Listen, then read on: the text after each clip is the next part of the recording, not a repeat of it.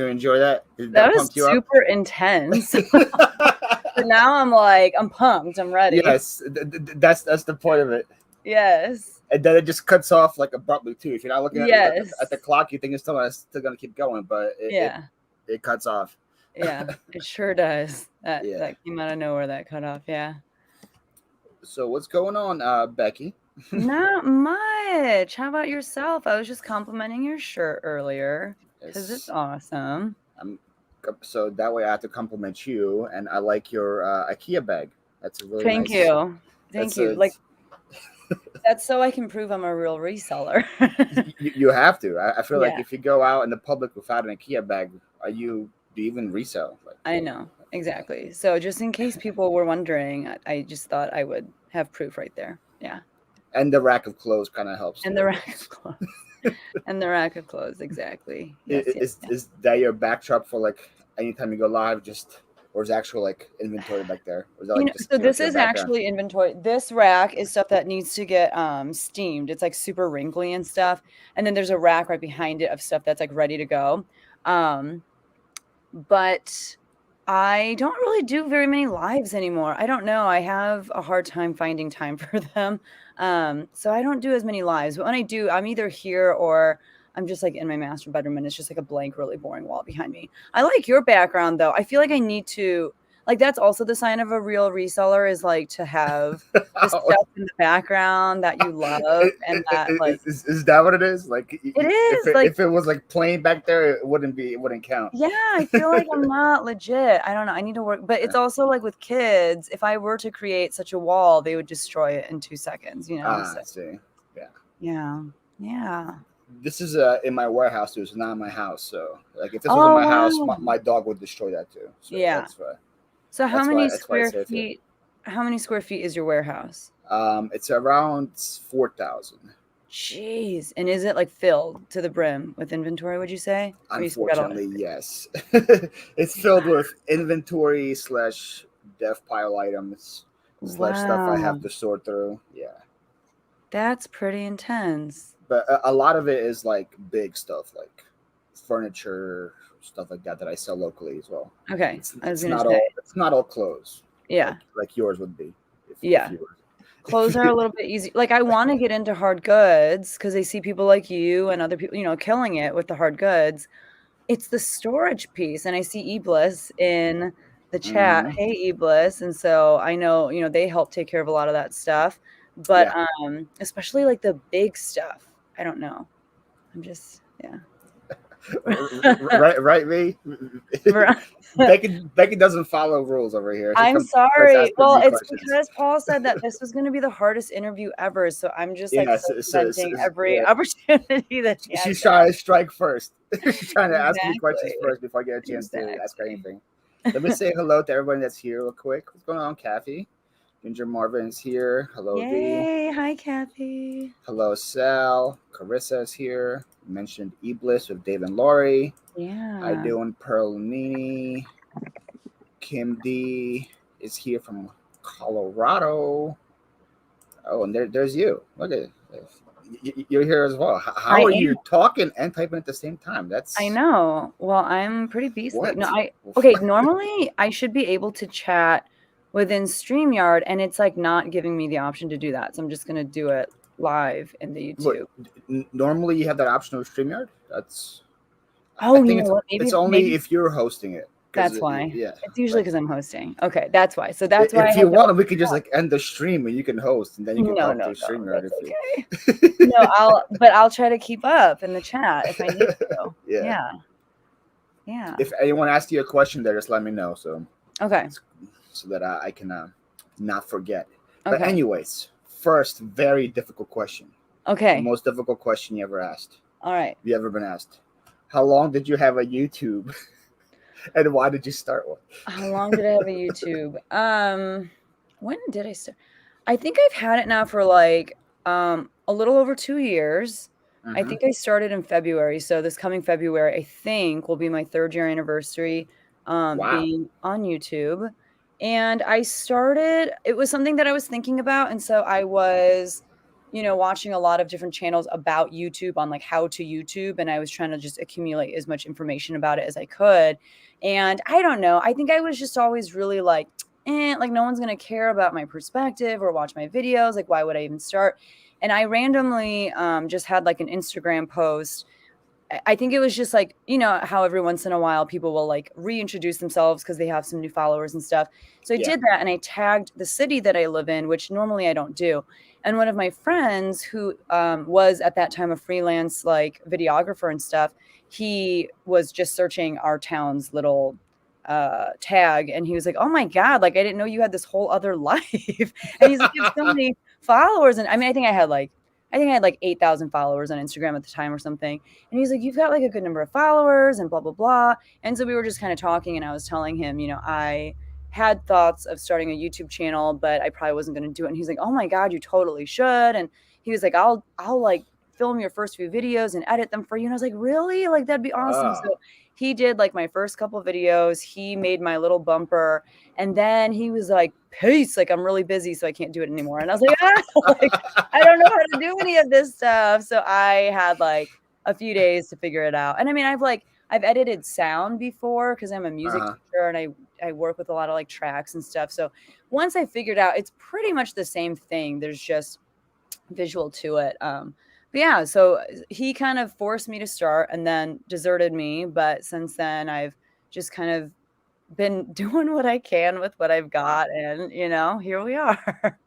So you film, edit, post, that's all you, all done through you? Yeah, so I do. I have a former student, actually, she graduated last year, who's really good at video editing. She would make like vlogs and stuff for like our a cappella field trips and stuff. So I've asked her if she's wanted to help edit. So she's probably helped edit maybe like 5 to 10 videos now at this point, and we're trying to like slowly get to see, we're trying to see if she can get to a place where, but I'm realizing like maybe just because of the way that my videos are structured, because so much of it is like I'm doing research as I'm editing and putting in information and finding comps and stuff, like because she's not a reseller, that's not stuff that she really knows a lot about or understands. So like typically the only kinds of videos that she can edit for me are like hauls or something where it's just cutting out me being an idiot, me being like or like burping or something. And so it's so like 80% of the video is just that she has to cut out.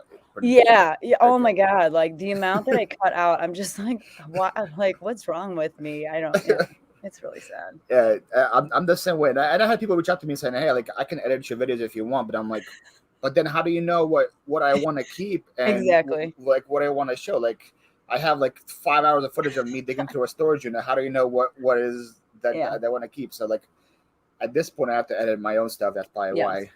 Yeah. It's almost like so you bad. have to create a strategy for, like, you have to be much more intentional about how you film them. Like you said, you can't just like set up a camera and then just, for sure. Because if I want to tell them, keep this part from this part, this part, this part, I might as well just edit it myself because of all the extra work I'm telling. Exactly. Yeah, you're doing the work. A lot of new names here, probably because they know who you are. Oh, like Sarah Harper. So sweet. I like that. Hi, Sarah. Sarah Harper got a nice stack of packages there. In that picture. Know. Very clean. Hey. Trendy Vintage Classic. That's another new name for me. Hello. Yes. So Bolo Buddies came in here. How you doing, Courtney? Tommy Bernard's here. Patrick Murphy. Anybody else that I missed, I'm going to apologize in advance. I'll say hi to you guys afterwards. Anyway, so how do you balance, because you have 2 kids, correct? I do. I have 2 kids. 2 kids, still a full-time teacher, right? Mm-hmm. You got this YouTube thing that's doing pretty good. You got reselling. How where does that balance come from? I mean, I work really hard. Like that's the, I work really hard. And I think it comes from enjoying all the different things that I do. Because if I didn't, I would drop reselling in a heartbeat, right? Like it's like I don't like need it per se, like, but I think because I enjoy it so much, and I enjoy the community, and I enjoy seeing something and knowing that if I bring it home and find it a second home, like it'll not have to go to a landfill and all that stuff. But I think honestly, and I say this all the time, and people are like, okay, but no, like, what really is it? For me, it really is because of my husband. Like, we don't have a very traditional. Somebody already beat you Yes, to yes, yes, magical husband. I mean, that's really what it is.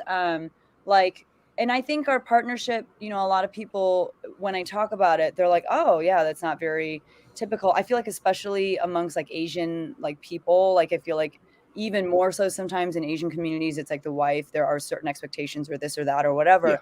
But it just kind of naturally fell into place where like he picked up a lot of the slack with like a lot of the home stuff.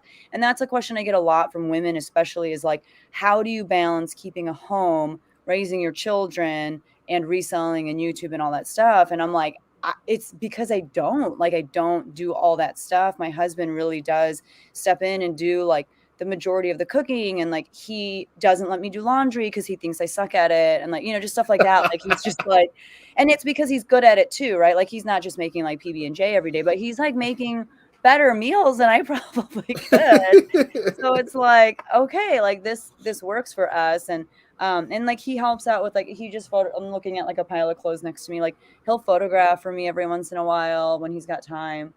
He's like great with the kids. So I think it really is because he picks up a lot of the slack where it's, I feel like a lot of people are like, well, that's what the woman or the wife is supposed to do, which I know, especially nowadays, it's like there Yeah. are no typical roles, but still some people think like that.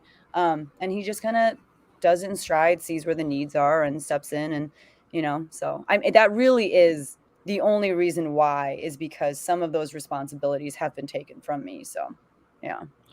So you tell me I need to find a partner like that Yeah. if I want to continue to do what I want to I mean, do. and I think some really good advice that another reseller gave me too was a lot of times when people are trying to scale their business, they want to find people to do things within the business first, right? So we want to find people to list for us. We want to find people to ship for us, like eBliss or Source or whatever. We want Yeah. to give away some of the responsibilities that we don't like. But what this person said, and I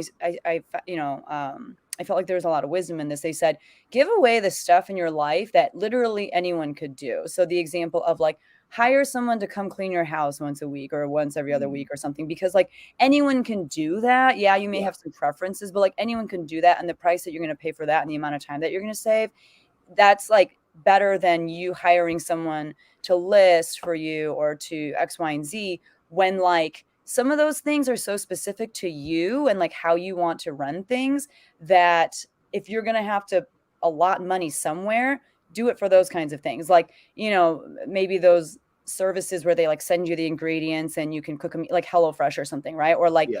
ordering your groceries online. Like that's where you should try to offload some of those tasks first, because literally anyone could do it. And then if you really are in a place where you're like, okay, but the only way to scale my business now is to have people come on board to help me with some of these tasks, it really is such a long process in terms of training them and getting them to the level of like where you're at.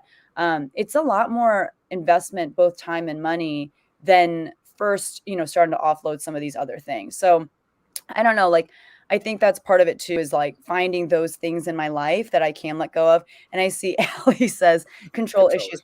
I think I'm a little too like, like whatever. I don't really care. My husband is much more like, how do you live in such filth? And I'm like, I don't see it, but like, so it's one of those things too. Like, yes, you do have to learn how to let go a little bit. Yes, like I know I freak out a little bit about the idea of like if someone else is grocery shopping for me, like I like my kiwis a certain way. Like, are they going to get the right kiwis for me? Or, but it's still like that peace of mind of knowing someone else did it. I've Yeah. got that time now to do these other things. So it's just kind of finding like if your money is going to go to offloading some of those tasks, where are they going to go? And I don't think reselling tasks are the first place to go. So I think that helps too. That's Before, definitely understandable. Yeah, for sure. yeah, And a lot but of times having a helpful partner helps. people don't Yeah. even think about that for sure. They just think, oh, I'm spending too much time reselling. How can that? What can I do to assist with that? And they forget about the every single day task that Yeah. they could definitely be taken Yeah. care of. Yeah. Get this type of kiwi. That's right, Chris. I don't even eat that much kiwi, but I am very particular about the kiwi that I eat. So that was just the first example that came to mind. So I don't know. Do you think you're gonna be someone in the future? We're gonna hire somebody to help you with reselling, like just like steaming or like mundane tasks when it comes to Yeah. reselling? So, I do utilize eBliss. eBliss helps out with shipping stuff. I do use, cross-listing softwares like List Perfectly Yeah, and stuff, but that's still me, right? yeah, So I have in the past hired students to steam and photograph. It was kind of difficult because it's like I'm lugging a bin of clothes to their place and then they're, and it was and it's kind of hard because yeah, like photography, for example, there are so many pieces to it. It's do you have the good, do you have good lighting? Do you have a good enough camera or a good enough phone to have good pictures? Like, do you have um, X, Y, and Z? And like sometimes they'd miss things. Like they would send me their pictures and I would take the picture or I would list the item and then there'd be a flaw that I wouldn't see until I went to ship it. So again, that's one of those things where like I felt like I spent a lot of time and energy in training up some of my students, and by the end of it, they did a great job, and then they went to college. So it's like, yeah. like, all that time. That's the worst. Yeah, Yes, it's like you finally have someone who is meeting your expectations and whatnot, but then they, go on to do different yeah. things, which is great. Like I don't want them or need them to stick around and just, take pictures for me. But yeah, so I have tried that. I actually have like really weird friends who like just want to see me succeed and like are also learning about reselling and getting into that and stuff. So like I have one friend who's like, I'm gonna like clean up your inventory in terms of like what I have in List Perfectly versus what I have listed versus what's in my bins and stuff. Oh my God, I'm like knocking into my hangers. So she's been like working on that and I'm Wow, like, why are you doing this? Like, like that is something I would never want to tackle by myself for sure. right? Like, but because she's so type A and she's so like, she really enjoys it and she gets so excited when she's like, this is not listed on Facebook Marketplace, but it's listed everywhere else. And I'm like, okay, like you could cross list it there. And like, you get so excited if like one of those things sells from, like, Yeah, so I don't know, like part of it too is just like having that village that really wants to see you succeed. And, that's been really cool. And yeah, my husband will help out with different things. But as far as like hiring people for reselling, I don't know. Like I don't know what the future holds. I don't know how big I want to take this yet or like if I want to scale. Because scaling is great, but it also requires more time and resources. And it's one of those things like I think I have to just give a lot of thought to like, is that the smartest thing for me to do right now in this phase yeah, of my life? So I don't know. yeah. My problem was the first two people I trained both left me and started doing this by themselves. Yeah, So that that was my too. problem. Yes, They're like, why should I just work for you and get paid this much exactly. if I could do this by myself? And I was like, yeah, it's understandable. Like Yes. I can't really fault them for doing that for sure. Yeah. Yeah, You trained them too well. You apparently. yeah. No, but I mean, and that's cool. Like you gave someone a life skill that now they're going to be able to use that to better their lives, and that's awesome. Both of them right now are full-time resellers, so Oh, see? that's pretty awesome. So Yeah. that's what I'm like. Welcome to the struggle. Yes. Yes. So now what you should do is you should pay them to train the next people. There we Alright. go. See, that's what should have happened, right? Yeah. Yeah. Yeah. So I'm so apparently, sorry your about close records give people anxiety. Okay, but this is like It's a pretty new backdrop, stuff. Ella. It's a backdrop. That's what it is. It's just there No, for it's decoration purposes. yeah. It is. It's pretty rough. I know. Uh, It's rough times here. so you're Korean, correct? Or Yes. yes. So how does because I'm from Ukraine and like for us from my culture, like if you're not a mechanic, a doctor, Mm, or like a nurse, they look at you as like a failure or something. So yeah. when I tell everybody that hey, this is what I do for a living, they're like, okay, cool, that's a fun hobby. When are you Yeah. gonna get a real job? Yeah. Do you have very similar situations with your family Um, or no? that's a really good question. Yeah, I think a lot of Korean culture is very much like you have to be the best and you have to make the most money and you have to X, Y, and Z, right? So even like my job as a high school choir teacher, like I think it's like respectable, but people aren't like, wow, like you're, Yeah. but surprisingly, I would say my parents are pretty like, um, they're like pretty Korean for the most part, but they think this is pretty cool. Like they're the kind of Yeah. people who will like play my YouTube channel in the background like all day, and they like watch every video. Like they'll be, I don't know, and they're just really fun and supportive about it. Like my mom will always just be like, how do you talk so much about just clothes and like selling clothes? And I'm like, I don't know. Like I just find a way to talk about it. I don't know. But and so I think that there's that piece of it where they see that I'm happy and I'm like doing well for myself in that niche. And so, with that, they're just like, okay, that's awesome. Yeah. But I don't know. Most of my friends and stuff, they don't really care either. I'm not really like embarrassed by it. But you're right. Like there is kind of that cultural piece of like, this is what we immigrated to this country for, is for you to like have this amazing job and to be able to take care of us in the future. And like, how are you going to do that selling other people's garbage, right? But thankfully my parents are pretty supportive. So My parents are the same. That's why I'm thankful for it. But then yeah, like that's when they go to like awesome. a family reunion, and I had like my uncle's like, guys, so when are you gonna get a real job? And I'm like, your son works for me at the warehouse. So like, well, Yeah, like, what do you mean? Like, I'm hiring your son right now to work for me. Like, like, yeah, what do you mean? Like, it's about as real as it gets. yeah. For That's sure. awesome. That's so funny. So were Yeah. you So born in Ukraine or were you born in the States? I was technically born still Soviet Union when I was born, but I Wow. pretty much grew up in Ukraine and then came Mhm. here when I was 8. Yeah. So yeah, Wow. Well, that's very cool though. That's awesome. it's hard to Um, tell with like Ukrainians because you never know, mhm. you never know if they were born here or not. But let's say hello to some Yeah. other people. We have Ren's here. She's the one to be coming on after you. Hello, So how you doing? hello. We have Donna's Diamonds. We have Kayla is here, homeschooling picker in our house. Hello. We have Flippy, then whoever else is here. Hello, guys. Thank you for being here. If you guys have any questions for Becky, Hi. just put them down in the comments. I will try to get to them eventually. When did you figure out that YouTube was going to like take off for you? Like, how long did it take for like a video to pop or for you to know that hey, I got something going? So, I feel like I've never really had a video go like viral. Like I have some videos now that have Yeah, like, that's what I noticed. Like, your biggest one's like 70,000 views, and that's like an evergreen one for how cool really do pictures are on I didn't Poshmark. even know I had one with Yeah, 70,000. I got to do research on you. Really? I Yeah, didn't think I it had one was that the was like how to take pictures for Poshmark video. I think that's Oh, that's something the like one. yeah. So I Yeah, think that's my biggest one. I didn't think it yeah, had that many. If so, that's pretty cool. But no, I've never really had a video just like take off, especially right away. Like that video, for example, it was literally just like how I take pictures, how I edit pictures or something like that. And it's yeah, not even how I do it anymore. But that one, like it did okay when I first published it, and then it kind of picked up steam like over the years. It seemed like it was, it was just one of those that yeah, got kind of steady views.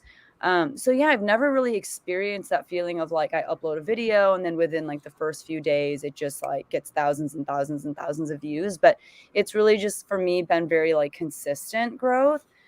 Just with each video, like I get a few more views, I get a few more subs. Every once in a while, especially like the very like kind of tips oriented videos, not necessarily just like a haul or just like a what sold or something, but something very like specific about a topic, about how to do something. Those tend to get me more subscribers because people are finding me because, yeah, I'm answering a question that they have. But yeah, I feel like it didn't take too long for my videos to consistently get like at least like 1,000 views or something.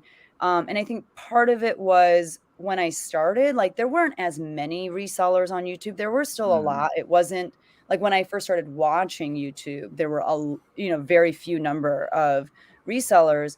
But I do think when I started, I was one of the first like part-time resellers to get in that space. And so I think people who maybe just felt poorly about themselves after watching some of like the big time resellers who are like, I made $3,000 this week. And they're like, I sold 3 things. So I don't yeah. want to watch you anymore. But I think, people found my videos refreshing because I was like, I made $2 on this item and I'm super excited. And they're like, me too. Like, that's awesome. Nice. Um, and I just think there weren't a lot of people like that around. So I think that's part of it. Yeah, I don't know. Like, I think it was like a few months in, I just stayed really consistent with both like my uploading schedule and just kind of like the content that I was delivering. And I think people were like, okay, like if she'll keep showing up, like I'll keep showing up. So yeah.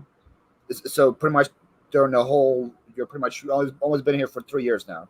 Yeah. Have you, like, what's the longest you went without posting a video? 2 weeks. Wow. Yeah. That's pretty impressive. Yeah, I was really consistent. And it was like pretty recent that I kind of took a 2-week hiatus. And it was because there was a lot of stuff just happening kind of like in my personal life. And I just was like so distracted and like just not like I wasn't really doing very much reseller related stuff either. Like I wasn't really listing or there was just so much going on. And I was like, I'm just not in a place. And I needed to like give myself that grace too, to be like, okay, I know I preach consistency to everyone, but also like I need to calm down and it's okay to take a break. And I need to also show that to, my audience. And so, yeah. For sure. Yeah. So we got a question for you from Victory. She says, I work full-time like Becky and have a hard time separating reselling from everything. I work on reselling nonstop and I'm burnt out. How does she keep balanced? It's a good question, Vic. And I like Victoria. I really like that. That's a cool name, yeah. Yeah, I like that handle. It's clever. I talked about this a little bit earlier in that like I do have a lot of help in my husband and I have like a really cool village, just people who are always helping out in really cool ways. But also, I mean, I do get burnt out. Like, I think it'd be a lie for me to be like, yes, everything is perfectly balanced all the time. And like, I am awesome. Like, I do get really burnt out sometimes and it does get really overwhelming. And sometimes I am filming videos when I don't want to, and I'm editing when I don't want to. I probably sleep too little. Like, I mean, there are definitely things that I look at some other people's lives and I'm like, that's pretty cool. Like, you've got it pretty good. Like, I wonder what that's like, but I think too, like, and I don't know why you resell and I don't know like how much you need that extra income, but if you have a full-time job, the nice thing for me, and again, I can't speak to your specific context, but the nice thing for me is that I do get to decide, if I want to take a step back and if I want to do a little bit less. Yes, like it would be nice to be able to hit my goals every day for how many things I want to list and how many things ideally I'd be shipping out a day or whatever, but also like I don't have to. I have, a full-time income coming in. So if I am feeling really burnt out for a while, I do give myself permission to say, you know what, like I'm going to just list one thing a day versus however many I'm trying to. And that way, it keeps it like fun and exciting for me versus always feeling like, oh, like I have to do this thing. I don't want to live in that space too much. It'll happen regardless, but yeah, I don't know if that helps, but. Yeah, I think that's a really good distinction between having a full-time job and doing this full-time. Because Yes. you have the freedom to say, you know what, I don't want to list today. Like, for me, like, that's my paycheck. So, like, if I don't list, I don't get the cha-ching, which I'm like, then my dog's going to starve. And Exactly. I can't have that going, Exactly. Exactly. If it's cutting into your Diet Coke fund and you're, then it's like, yeah. For sure. So we got Veronica coming here with some super chat money. She goes, hashtag French fry money. I know. I'm all about that French fry money. Everyone who watches my channel knows that I'm obsessed with McDonald's French fries, and so is my son. It's like one of the 8 things he'll eat. So McDonald's French fries are probably the best French fries I've ever had. Fast food places. So and McDonald's Coke. There's something I've heard that they have like a proprietary blend, and no one else can have on that Coke. It's so good. I've heard that before as well. Yeah. Hey, I just got a sale. Nice. Look at you. Hey, did I? I sold an expansion pack for an N64. Bet people don't even know what that is. That's pretty cool. That's pretty cool. Well, since you're new here, Becky, what happens is when people give me a super chat, I give them a little dance by this girl named Ella. So you're gonna enjoy it right here. Okay. Super chat, super chat, super chat, super chat, super chat, super chat, super chat, super chat, super chat, super chat, super chat. I love it. That's amazing. I was dancing in the background. The reason why that's there is because the first time I was live and became monetized, I had no clue I was already monetized, and people just started flooding with super chats the whole time, and I was like, I have nothing to give you guys, no like know how like Cat has like dolphins and all that stuff. Yeah. So my guest there was Ella. She's like, I'm gonna just go dance to every single time we get a super chat. Oh, I love So that. Oh my gosh, I thought you just like found that online, but that's actually like a viewer. That's amazing. yeah, so I just screen grabbed one of her dances, and that's because that's pretty much been my thank you every single time. Yeah. Yes. Oh my gosh, I love that. That's so funny. I didn't realize Becky was new. Becky was new to like to the lives, right? She's not new to YouTube. Yeah. All right, so Tommy says YouTube can be gone tomorrow. Everyone has a shelf life. Keeping YouTube as a side hustle is much smarter than getting sucked in and slacking on reselling. Very true, Tommy. And then a lot of people just see like big channels like John or whatever, or like Harry Tornado, and like, oh, they're making so and so and so and so, and then they think that's going to be them, and they put so much attention and so much effort, and then not everyone's going to blow up like that, and then like the reselling takes a hit. So I learned that this year for sure. Yeah. And it takes a lot. I mean, you know, especially for reselling YouTubers, we do make a decent amount of money from AdSense compared to other niches. But even still, you know, when you look at how much money is coming in on a monthly basis, it's not quite, you know, livable. It's not even, it's not even like part-time income. Yeah. Like, but definitely if you are at the level of like Josh or, you know, some of those people, but like you said, like you don't own YouTube, and YouTube could change things on you like that. So it is a scary place to put all your eggs. So yeah, that is really good advice for sure. For sure. You're good, Red. Don't worry about it. Let's see. Next question that I had for you. First of all, thank you for including me in your recent like collab video. Oh my gosh, of course. That was awesome. I still get like comments like probably every week saying, I found you from Becky's live. Oh, good. I get comments like, don't look at her eyes, like from the doll that my cousin was bringing to me. Yes, no, it was so fun. Where'd you get that idea from? Like, what gave you the idea to let me do this kind of video right here? You know, a lot of things. I had kind of been thinking about it for a while, and I have been on eBay now for like, I don't know, like when I first started reselling and I was like watching YouTube videos and stuff, and I would learn from other YouTubers, you know, there were a good number of people who were like eBay, like you have to be on eBay. And I was like, I'm never going to go to eBay. Like, it's so scary. Like I'd hear the horror stories of like scams or, you know, like people lost money on a sale because they weighed something improperly or whatever, you know, and I was just like, I'm never going to do it. Like, no, thank you. And somehow I finally got up the courage, but it's still one of those things like, I know a lot more about it, but I'm still just like, how do you actually calculate the fees? Or like, how do you actually like, there are just so many things that I'm like still a little whatever about. And I thought it would be really cool to have a one-stop shop where like, especially newer sellers or people who are just like scared of eBay could go to just get some basic answers to some basic questions. Like, I know no one really got into like the super nitty gritty of like, like how do you calculate your seller fees or how do you whatever, like, but I still thought it would be really cool to just kind of give some basic answers to things. And I thought it'd be really cool for me to not be the only person doing it, because I think I'm like pretty nice and cool and stuff, but like I get like not everyone's gonna like me, and that's okay, you know. And I also get the fact, especially as a teacher, that like I could say something and it'll go right over your head, and then you could share that same piece of information with someone and they'd be like, oh my God, like that is so smart. Like that's amazing. And I'm over here being like, you just heard me say that. Like, what are you talking about? But, you know, people learn differently, and they are attracted to different styles of teaching and whatnot. And so I thought it'd be really cool to just kind of invite other people that I've been admiring from afar to share their tips in their style and just kind of put it together. And I was just really thankful that like so many people agreed to do it. And it was really fun for me. Yeah. How many hours did that take for you to put together? You know, it didn't take that much because it was just like getting everyone's videos that they sent me. Well, so it was like as I watched the videos that came in, and I remember I was like cackling watching yours. Like I was like, because I remember you asked me, you're like, mine's like 2.5 minutes long. Is that okay? And in my head, I'm like, why is it 2.5 minutes long? what are you talking about? But like, I didn't give anyone like a time limit or anything like either. And I didn't tell anyone like what to make their tip. I was just like, I don't care. Like, send me whatever you want. And you're like, mine's like 2.5 minutes. And I was like, okay. But as I watched it, I was seriously like on the ground laughing. But so as I watched everyone's, I kind of made notes of like what their tip was about.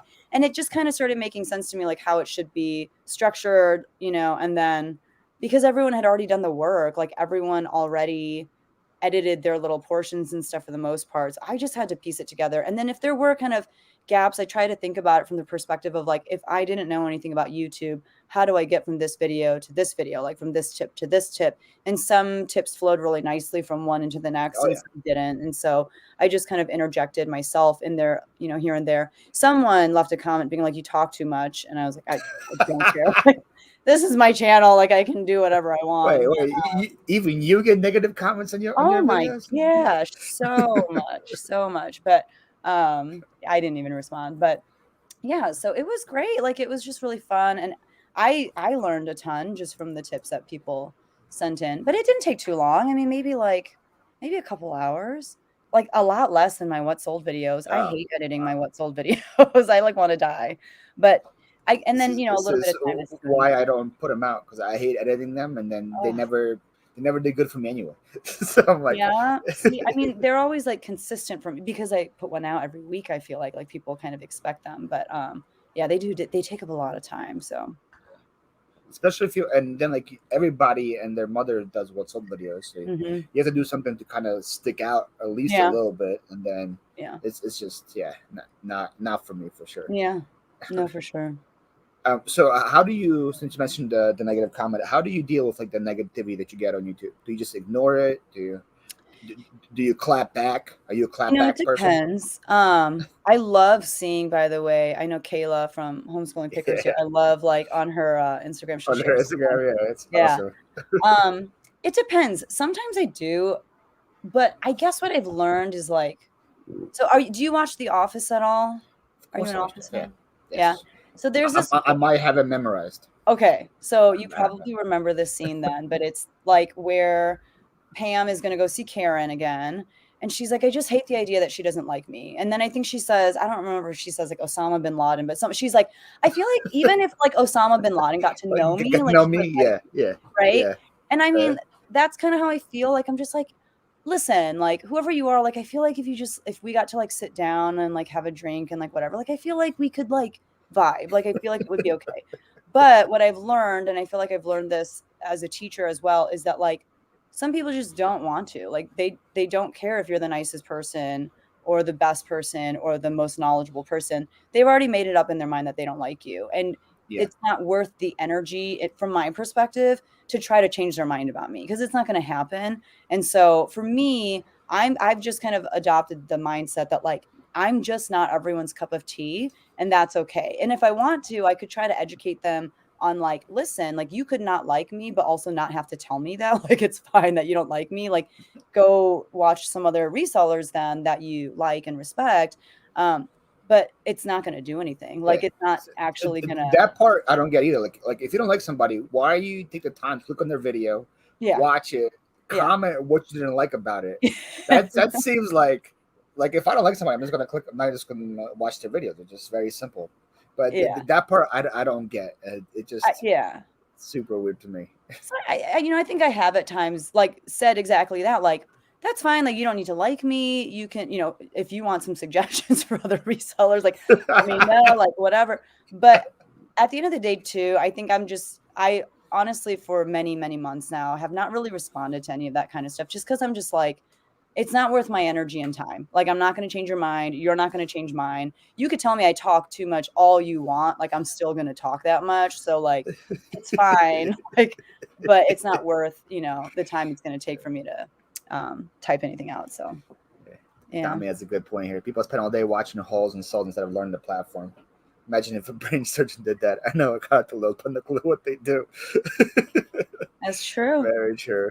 That's very true. Everyone loves Becky. See, oh, thank you. Not everyone though. There are how could you not love Becky there?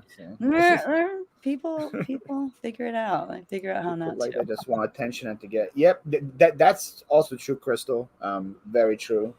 And a lot of times people like they just have their life is just gets depressing or is a mess, and this is a way for them to let off steam for sure. But Yeah. like my channel is still pretty small, so I haven't gotten that hate yet. But I'm ready for it because I'm not an ignore kind of guy. I'm a respond to you kind of person.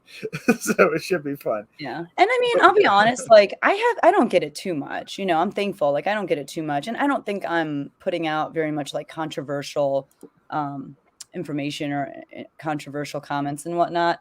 But I think too, like, you know, on that, you're talking about how people just sometimes are in really dark places and stuff. And again, like as a teacher, I think something I've learned over the years is kid comes in, has an attitude with you.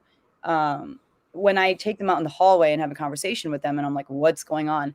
9 times out of 10, it has nothing to do with me. And it has everything to do with the baggage that they walked into my classroom with. And it's the same thing with YouTube or like, people leaving those kinds of comments. Like it doesn't really have anything to do with you. It's just that they're dealing with their stuff and they can't deal. And so they need to just like push that ugly out. And you just happen to be the last video that they were watching and you set them off for whatever reason. So yeah, it's just, for me, I'm like, I have way too many other things I need to be doing. And so I just can't. But Tommy says studies show haters watch 2 times longer than fans. So actually, that's a good news for him to watch. That's funny. I did not know that. I guess I need to attract more haters. I don't know. Not enough hate comments. But and then the person super chat video, that's Ella. So that's her right here. She just showed up. Save her first. Hi, Ella. We love your super chat thing. That was so cute. I love it. Corey said, I think if you ignore drama, it'll go early because you are no fun for them. That could also be true, but it just like breaks my heart because there's a lot of big channels that I know about that like kind of stop putting out content because they'll just keep getting so much hate and all that comment. And like there's something I can say without ever getting in these comments, but if you get them constantly day after day, it has to eat at you somehow for sure. Oh, for sure. So for sure. I know Kayla is definitely getting them all the time. And like her comments just make no sense either. Like I'm like, where did you get that at all from the video? Yeah. A lot of times they're just so poorly written. And like, and I always want to like fix their spelling. I'm always like, listen, like learn how to spell your before you come at me with like whatever. Like that really bothers me is like, it's the firmness of a Kiwi and the misspelling of your and their. But that's always where I want to go with those kinds of stuff. But that's always the best way. Like anytime, like that's the best when you just like your then like spell it properly. That's the best response to that comment. Yeah, for sure. I don't know. I just Catherine said that's why Chris handled our comments a long time ago. Makes sense. Sure. Hollywood kid gets you're right, Tommy. They definitely can. There's a guy on TikTok that I really like who makes videos based off of like, and he calls it internet drama. Like his name is Lubelin, I think. He's the one that did that Facebook Marketplace song.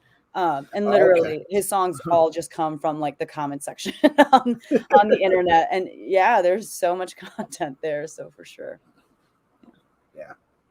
Thank you, Carissa, for dropping all the links. I appreciate you doing that.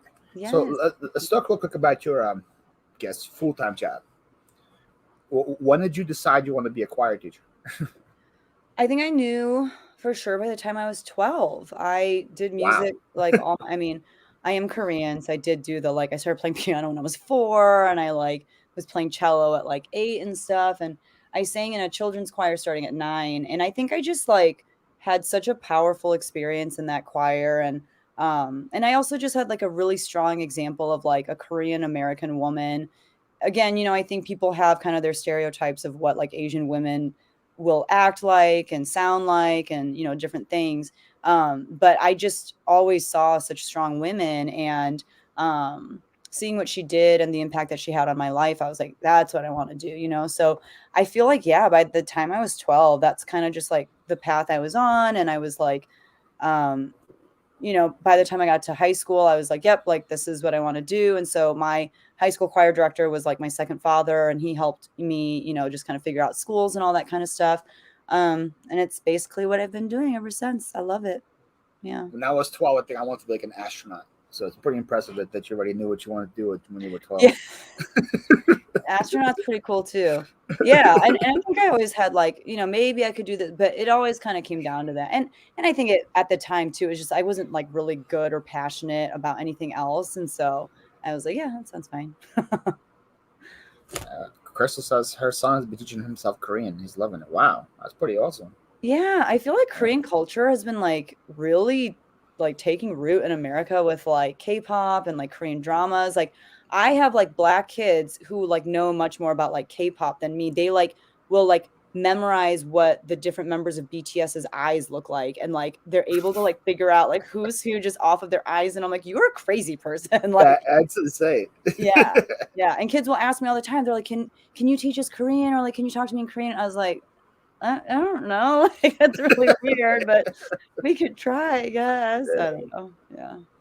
Is the Gangnam Style guy, is he Korean? Was that He Korean is. song? He Okay. is. And I don't see, I'm like so out of touch with like that kind of stuff, like the popular Korean culture. So I don't know if he's still popular. Like I know he was a pretty big star on Psy. That song was everywhere. Yeah, the song. I know that song was everywhere. Fun song. I mean, I remember just being like, "What? Like, what's happening right now?" I had no clue what the words were, but like, yeah, that's and no one cared. And I was like, "That's pretty cool." Like, I love that we're in a place where that's okay, Yeah, like he could be singing anything. We're just gonna, like I still have no clue what Gangnam Style means, but like, I think Gangnam is like it's a place in, it's like a not a city, but like a region of Korea where it's like really bougie. I might be super wrong actually, but I think that's what it is. I think it's like a really bougie. You guys heard it here first. It's a song about a bougie Korean area. Oh my god, I'm gonna look it up because I might be wrong. Let me, while we're talking, I don't want to make anyone. We can't be posting any false information here on my channel. That's, I know. I'm so it's sorry. a big no. I'm gonna look it up. A lot of ways, for sure. Ren, K-pop is pretty great. I don't know, Misha. It's the only song I know. Like I recently heard that what you say BTS, right? That's the other group. Yeah. I just heard about them like last week, and they're like huge. They are huge. Yeah. They have like million, like how many subscribers they have on YouTube? Like millions, right? Like and they just keep breaking records. Like as soon as as soon as a music video is uploaded, it's like, and I think they've been breaking records for like most number of views within a certain number of days or whatever. But that's awesome. It's crazy. I know. So were you right? Is that what the word means? So it says that Gangnam is one of the 25 local government districts which make up the city of Seoul. So it's a part of Seoul, and it's like it means south of the Han. That's the part of Wikipedia that I can see without opening Wikipedia. There you go. I say you were right. I say it's pretty close to. It's pretty close, and I feel like it is a part of Korea with money. I think that's what it is, but something like that. Hey, look at that! See the Tommy coming in here. Gangnam Style is a South Korean neat, whatever that word is, refers to a lifestyle associated with the Gangnam of Seoul. People, hey, there you go. So, yeah, bougie, like basically bougie. Yeah, bougie, trendy, bougie, very similar. Yes. I should know more about my culture, but it's like I know about it, but like I'm sure you and your family feel very like Ukrainian, but also like you're not always keeping up with like everything that's happening. I have no clue what's going on there. For sure. Like we had like a revolution. Like anytime, like if you have like a revolution or something, then I start paying attention because like it's a big deal. Yeah. But like I don't know. I don't know who the president is right now. That's how out of touch I am with the country. That's a good question. How many hours a day do you invest just into reselling? Man, that's like hard to say because I feel like I never have a good like block of time. When I'm so for just reselling, I'd say a good solid at least 2 hours a day between like photographing stuff, sourcing, listing. I'd say a good 2 hours is like the average. Some days more, some days less. It kind of depends on my work schedule too. But like, what do you source mainly just in stores, bins? Yeah. So for me, the closest bins is like 2 to 3 hours away. So it's not. I go maybe once every like 6 months or something, like, and it's hard with like kids and stuff. So I typically hit up like a lot of consignment stores actually in the area, because when they have sales running, it's like much cheaper than even Goodwill, and it's much better stuff. Yeah. I get a lot of stuff for free from people like at my church and stuff. Like, people know what I do, and they're like, "We're gonna take this to Goodwill. Like, do you want it?" And I'm like, "Yep." So I'll just sort through it, take out the stuff that I can sell, and then the other stuff I'll just take it to the thrift store for them. So there's a lot of inventory that I get that way. Like Plato's Closet. Like, I do go to thrift stores and stuff too, but they're pretty slim pickings, I feel like, in my area, and they're just starting, like, they're very overpriced on a lot of different things for things with a lot of flaws. So, yeah, but I try to go to a lot of different places, and I think that keeps it fun too. Yeah. Yeah. It's a good point about consignment stores, because I have one around me. Every time I go there, I just go to the clearance section, because Yes. that's like don't they can afford. Yeah. But like, because the clearance means they already had it marked down, then it's already like half off of what they marked down. Yeah. And I get stuff like Madewell jeans for like $5-6, Yeah. which is, like you said, is cheaper than Goodwill would charge Yeah. you for that same thing. And you know that it's already been approved by the consignment store, so you're not Yes. gonna find any like Faded Glory or like Old Navy, Old Yeah. Navy in there. Yeah, so that's a very good point. Yeah, Yeah. for sure. I know. I think people are always like, "Oh, they're just too expensive," which they typically are. But even like every once in a while, I'll find stuff that they just maybe didn't know about the brand, or Yeah. it won't do well here, you know? And so it doesn't Yeah. make sense for them to mark it up here. So I've picked up like Arc'teryx, for example, for like $14. Like, that's what they had it priced at, which is kind of expensive, but like I know I'm gonna make a good profit on it. So I'm like, It's gonna sell quick. yeah, so I'm Yeah. like, I'll take it, you know. Either they just don't know it, or I don't know. But same with like Spanx. Like, I'll find Spanx sometimes for like $20, which is still expensive, but if I'm gonna sell it for 60, like, that's not bad. And Yeah. then right next to it, there's like silver for like $40. Always with the silver and stuff. And Like then there's always like a very like brand new looking like curio cabinet that's huge for like $1,000. That's I was like every consignment store I go to, it's like, here's a clearance clothes, and then here's a very expensive furniture that no one's ever gonna buy. Yeah, I know nothing about furniture, so that all went right over my head, but I'm sure what you're saying is correct. Like, I need to learn, but also I'm like, there's only so much I can learn about. But yeah. Tommy says, does your Salvation Army get stuff from your local only, or is it like mine get stuff from all over the country? You know what's sad is we had a Salvation Army and it shut down during COVID. So as Ooh. far as like, yeah, as far as Goodwills and stuff, I don't know. I feel like seeing what I see and knowing who's here, it's local. Like, they're not sending us stuff from like, you know, Chicago or something. Like, they're keeping it local. It's not good. It's It's the not way very you just good. Yeah. So, you know, we're making it work. But what's up, Krillin? Krillin's first time in my life. Michael's, you're here, right? hello. Crystal says, do you source from other reselling platforms? I have. I actually just sold a Prairie Underground blazer that I got on Poshmark for like 15, and it sold for like 75 or something. I don't do that very much though, because I feel like you need a lot of time to do that too. And I feel like I have in my mind already a priority of things that need to be done when I'm allowed to be on my phone. So for example, like when I am like putting my son down and like just laying next to him trying to get him to sleep, I already know like I'm going to be editing pictures, or I'm going to be like adding pictures to list. Like, I already have like a hierarchy of like things that need to get done, and sourcing online is like at the very bottom. Like, I just, you know, so I'll do it every once in a while, especially if someone's like, oh, I'm running like a 4 for $25 sale or something, and I might run over there really quickly to see if there's anything good in their Poshmark closet or something. But yeah, not too often. Kathy wants to know, how does the thrift store shut down? They have Isn't so that little so overhead. sad? Yeah, I know. It was really sad. That, and then my other favorite thrift store from when I first started reselling, that shut down too. And that one I really liked because all the proceeds went to like a local women's organization, like helping women who had been abused and stuff. So it was really nice knowing like exactly where the money was going. Yeah. But that shut down probably within a year of me reselling. So it does happen. Yeah. That reminds me, today Matt, part-time picker, is posted on his story, because he said like, I hate going to the thrift store or something, and then somebody did like a essay response to him, calling him a loser and all that stuff. And he's like, thrift stores are not made for you. They're made for people who can't afford anything to go there and shop. And then he posted a video about it saying if if only people who could afford it to go shop, every thrift store was shut down because they wouldn't have enough money coming in that the resellers provide. So that's I never thought about it until I saw the video. I'm like, yeah, that's very true. Because like, if I just need like a shirt, I'm gonna come like once every 6 months or whatever. Exactly. But a reseller is there every single day buying things. So it's very good points there. Yeah. It's not like they ever run out of stuff. Like it's not like there's never a sign on the door where they're like, sorry, we have nothing because resellers took everything, so for sure. I'm saying the cost of goods are zero. So it's pretty easy to make a profit when your cost of goods is zero. Yeah.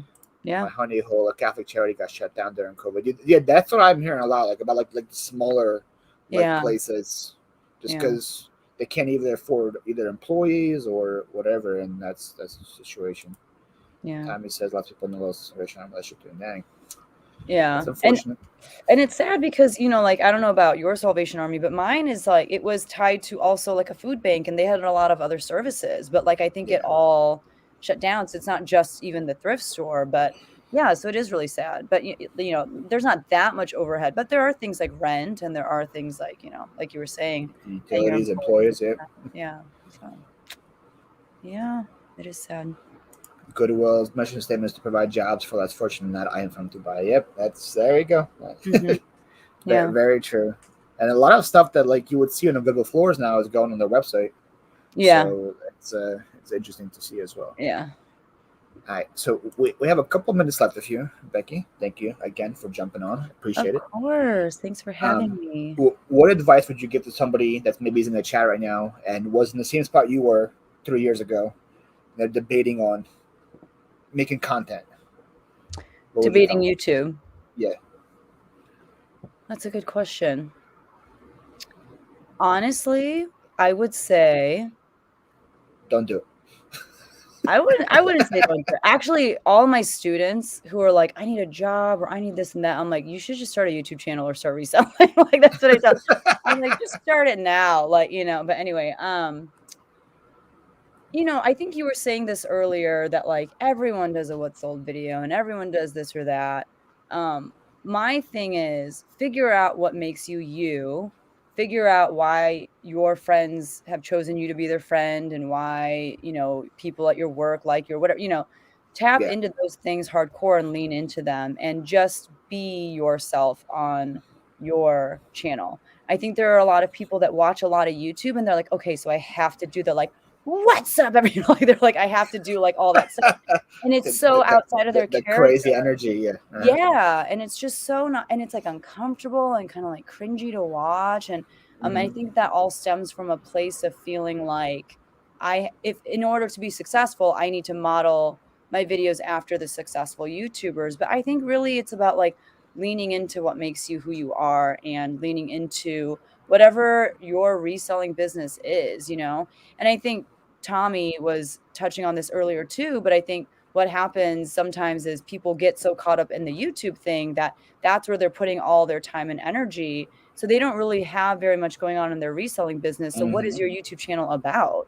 Like, what are you even talking about? Yeah. So it is or they're like just buying stuff just to make a video out of it, which is like the worst thing you can do. It's the worst thing you can do. And it is very time consuming. So I guess I would also say like, start slow. Like it's okay to post one video every 2 weeks or something.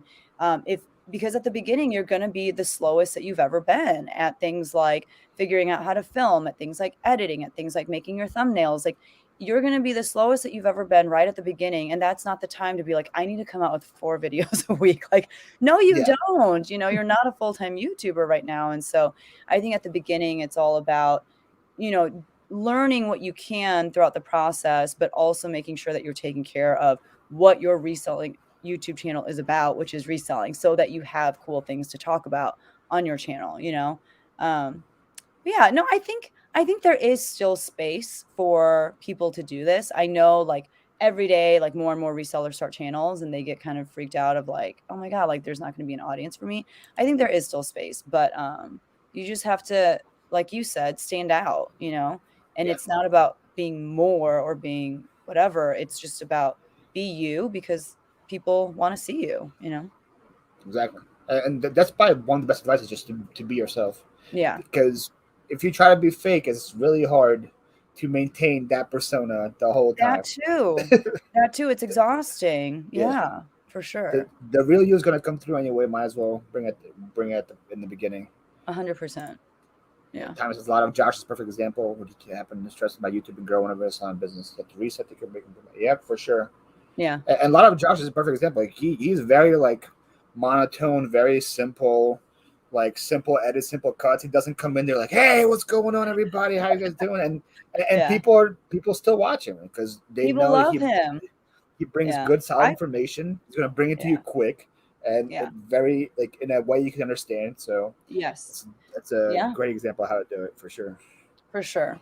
No, I love him. And I think we kind of bonded over the fact that we were two Koreans in this space. And I think that was like something for me. I was like, I don't know if people want to see a part-time choir teacher, Korean, like married with kids. Like I was like, it feels too specific. Like I feel like I need to step back and generalize more. But like it's so amazing how many people will leave comments being like, I love watching you because I'm also Asian, or I love watching you because I'm a band teacher, or I love watching you because I have, right? It's like the more specific you are sometimes about your life and who you are and all that kind of stuff. Even something as dumb as like being specific about like, where do my $2 profit sales go? They go to McDonald's for and people are like, oh my God, like I love French fries. And it's like, it's those little things that like help make those connections. And instead of straying from them, it's, lean as much as you can into those things. Because even if it turns a few people off, like that's where you find your loyal audience. So for sure. Yeah. Hi, Becky. Our second guest is here. So thank you so much for coming. Thanks I really for appreciate having that. Me. That was a very fast hour. Thank you for all the knowledge. Thanks. It was so fun. And now I want French fries. So thanks for that as well. Oh, you're so welcome. You're so welcome. All right. If everyone's not subbed to Becky, her link is down below. I don't know if you guys are not, but her link is down below. Make sure you guys go sub. And then we have next is Ren. So Becky, say hi. Hi, everybody. Hello. All right. I'm going to pop out and go to my niece's birthday party. See y'all later. Have fun. Bye. Thank you. Can everybody hear me okay? Yeah. You got some big shoes to fill, girl. I was gonna say that exact thing. She is such a star. Oh my God, I love her. And I feel like everything she was saying was just like so spot on. I was like, wow, how am I even supposed to say anything after that? Seriously, she's awesome. She's an expert in Poshmark. You're an expert in getting stuck in elevators in Switzerland. So we'll talk about that. That was hungry, actually. But close. I see. Becky says you're gonna be amazing. See, so nothing. I'm honored. Thank you. First of all, cool decorations behind you. Thanks. I decorated for Halloween. I don't know if you could tell. I have like my witch hat hanging here, and then like I just have all my like Halloween stuff up. I've got like my Halloween candles burning and all that. Like it's fall now in my house. Tommy says Paulette setups I can guess for failure. It's a trend. Yeah, pretty much. Oh, it's God. Here, Tommy. Honestly. Nice Ray Dunn mug. Is that Ray Dunn? I can just tell by the shape of it. Yes, it is. Oh my God, how did you know? Gotta stay on brand, on my trends, I heard they sell on Mercari pretty well, so maybe. Yeah, no, it's funny because they actually like come up on my Mercari feed all the time, even though I'm not looking to like buy any, but I'm like the cookies, they're all listening to me and they know my mom has a Ray Dunn thing. I swear. I get a bunch of like Squishmallow commercials from Mercari now on YouTube. Really? That's what I get. I'm like, how do they know that I'm a reseller? And right. Like Squishmallows. What's going on? That's hilarious. That's funny. Yeah. They really know how to target us, man. Hi, everyone. Anyway, Ren, say hi to everybody. Hello. Who you are. Tell Thanks them about your 12 or 13 channels that you have. Go ahead. Okay, yeah. Hi, everyone. So I'm here as like Out of the Box Thrift, which is my new channel or newer channel for my part-time reselling. I also have another channel that's for like traveling and music festivals and just like hiking, adventures, all that kind of stuff.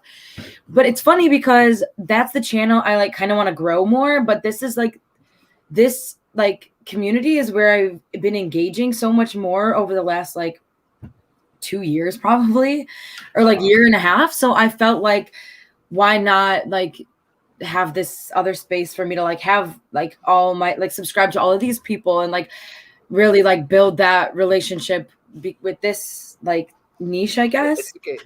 People who like to resell like to go to music festivals and travel as well. So you're pretty much in. Exactly. And that's kind of where my name comes from. No, I'm not at Firefly this weekend. There was a lot of festivals this weekend, actually. Fake festival goer you are. You didn't go to Firefly.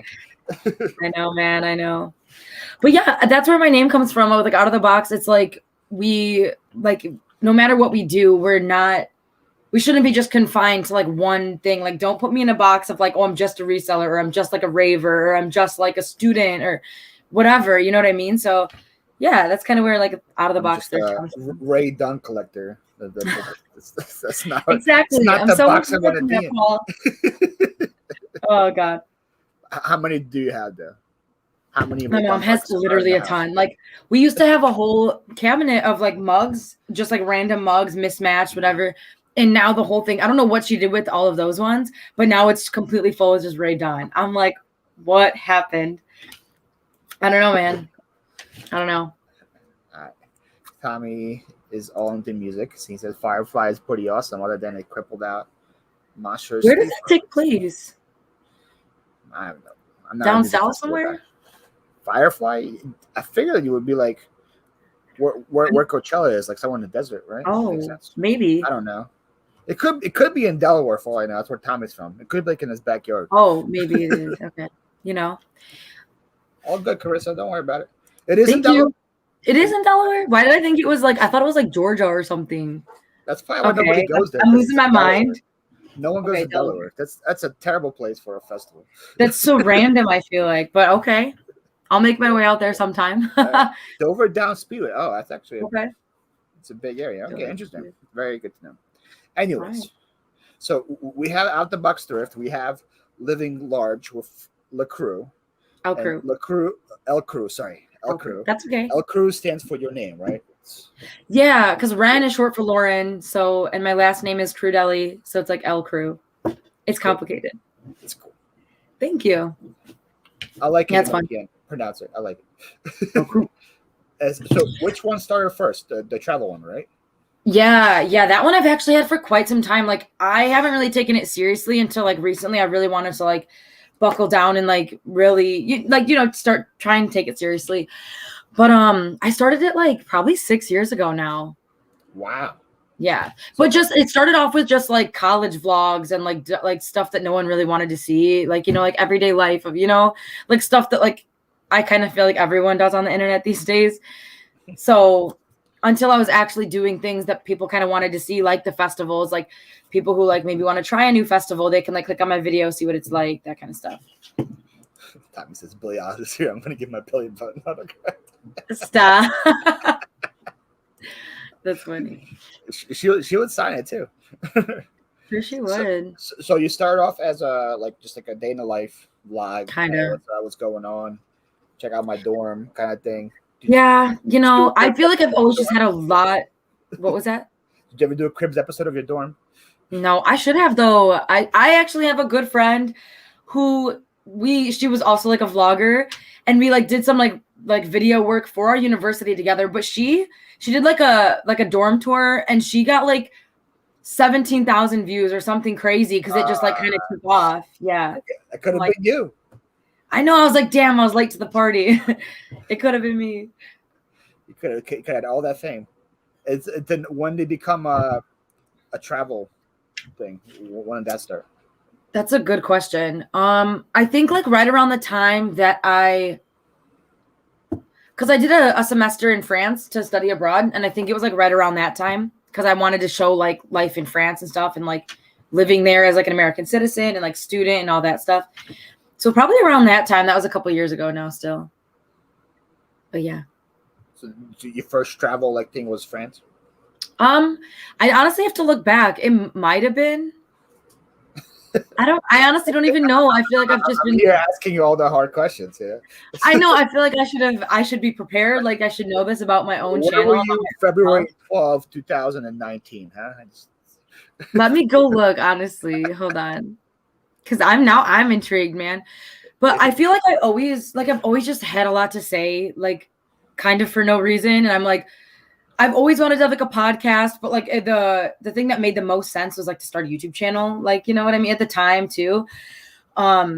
So my friends were like, just do it. And so I started doing like it during college and all that. And yeah, it's kind of like become a thing now, just for me, for fun. But yeah, let me look here. Somebody play some Jeopardy music in the background while Run finds out. Honestly, okay, you know what? Travel to. It first started because I would just, instead of not like vlogging, but I would do like after movies of like music festivals I was going to. Like, yeah, about like 5 years ago. And thank you, Hot Mess Picker. I'll also sub back right now. I'll do it on my phone. But yeah, it started like that. Just like doing little like after movies of like that stuff. So your whole channel was a lie, pretty much. Basically, and some of my old vlogs are kind of embarrassing too. Like I don't even want to like. It's so. I'm giving you props for keeping them up because when I started doing this, I'm like, oh, my first stuff was so cringy. I'm like, you know what? Just let it be there. Let people see the progress of where I started to, and then the funny part is like a year from now, I'll be like, man, my stuff I did in 2021, that was so cringy. It's so you're gonna just keep evolving and adapting exactly as a human, as a content creator. So it's just the whole story there. Yeah. Well, because it's funny because at the time, even like you said, even probably like a year ago, I look back on videos and I'm like, sometimes I don't even want to watch them because I'm like, that's not. Like, I hope no one goes back and watch that. But like at the time, it feels like, oh, that was a cool like transition, or I said something funny, but then like looking back, it's like none of that was good. But you know, that's how we grow. It's fine. I see. Hot Mess kind of right done plaque for 250. There you go. Oh, great. Girl boss. Yeah. Someday I'll do this full time and I'll have that. I love that you have open experiences. Is there anybody in your life that has influenced you to? Yeah, it's a good question, Sarah. Oh my God, for sure. Yeah, no, that's okay. I love that. Yeah, I mean, for one, like with the whole YouTube side of things, I've always watched so much YouTube. And so there's a lot of like travel vloggers that I've looked up to. So that's like one thing. And it's like inspired me to like just go do it. But otherwise, like a lot of the friends I surround myself with, from a young age, like one of my good friends, like she, her whole family lives in Poland. So I was always growing up seeing her like travel abroad and like come back and tell all these stories. And then even just doing like little road trips to like the next state over with my friends when we like got our license and we could go to my friend's lake house and just like, It started small, you know, and just like seeing other people do it, but then kind of like evolving with them and like growing with them and wanting to travel and wanting to see new things and have these experiences. It's like, I think my friends are a really big part of that. And we've all wanted to do it together, which is cool. And it's a good question. Thanks, Sarah. And you're still good friends with them to this day, right? So yeah, my like core best friend group, we've been friends since 5th grade. So it's pretty impressive. Yes. I know I'm very lucky. I am truly blessed. Like I know a lot of people don't have that. Yeah, usually my friends last like 2 years. We'll be friends forever, Paul. Forever. Okay. Yeah. Right. I'm going to come visit you. You guys heard it here first. She said it. Friends forever. We will. We got to do a collab video. I have to like come visit you. We got to thrift. There's not a lot of good yard sales around me. And you hit all the good ones. Oh yeah, I just show all the good ones. That's true. It doesn't mean I hit all the good ones. Okay. Fine. Fair. I went through probably like 50 today and like 3 of them were good. Oh damn! Did you at least catch those ones on video? Yeah, I recorded today. So okay, good. You'll see. We'll see the vlog. Yes, your party channel link Slacker. Yeah, sorry. Oh God. I only my party channel. Your Living Large channel. So then Tommy posted your thrifting channel here as well. Yes. What and that one like you're in Chicago. I'm Chicago area. Yeah. Chicago suburbs. Harry wants to go party. Do you know Harry Humpstone? Harry Humpstone can party. I don't know. Yeah. I don't know. That would be a great collab. You and Harry. That would be awesome. Let's do it. I can't tell if you're being serious, but let's do it. All right, so talk to me a little about your travel. That's what I want to talk about because Yeah. Okay. So I'm really excited. But What'd I you want to say? know. Everyone comes on and talks about thrifting. That's all cool. Yeah. But not everybody has been stuck in an elevator in Hungary Okay. Yeah. or whatever you were. Oh my God. Yeah, it was hungry and it was very scary, to be completely honest. The video is somewhere on my channel if you can find it through all the ones. But I'm actually excited because there's three, like the next month is going to be crazy. I have a music festival the first weekend of October. So I'll be vlogging that, of course. But that one's in Chicago. And then after that, me and my good friend are going to visit my other friend in Boston. And I've never been anywhere out east, like anywhere farther east than like Ohio, which is like that's not east at all. Exactly. Exactly my point. So I'm going to Boston and we're gonna do like a day trip to Salem because I love everything spooky and I want to do the whole Salem thing. It's going to be in October. You're going to be in Salem in October. Yeah, it'll be like mid-October, and so I'll probably do like a few different vlogs and like split that up, that whole trip. I'm only there for like 5 days though. But then the weekend after that, I'm going to Vegas for another music festival. So I'll probably have like the Vegas portion and then like the festival portion or something, and like do 2 separate videos maybe. But yeah, so there's like quite a few things planned in the next month. Dang. Yeah. What happened to that? Was supposed to go to Italy as well, or did that not make it? Yeah, well, I'm mad because my dad is still going without me. Without you? How dare you? I know. Well, what happened is because of the COVID restrictions. Is he home right now? Get him on camera. Yeah. Let me talk to him. Should I get him? Hey, Dad. Don't. No, yeah. Well, I am. What happened was because they kept changing like their COVID restrictions, like in like the EU and everything. And like he was like recently vaccinated. Like we were trying to figure out when we could go with like the COVID, everything, all that. And then he took too long to tell me when he wanted to go. So I could no longer get the time off of work to make it happen in time. Because I also have a full-time job for all of you out there. I'm a full-time bartender. If you didn't know, I do that too. Daytime bartender. Daytime. Yeah. Daytime bartender. There's a big difference, dude. I guess so. Yeah. But yeah, so I couldn't get the time off work. So I'm not doing that. But there is a silver lining.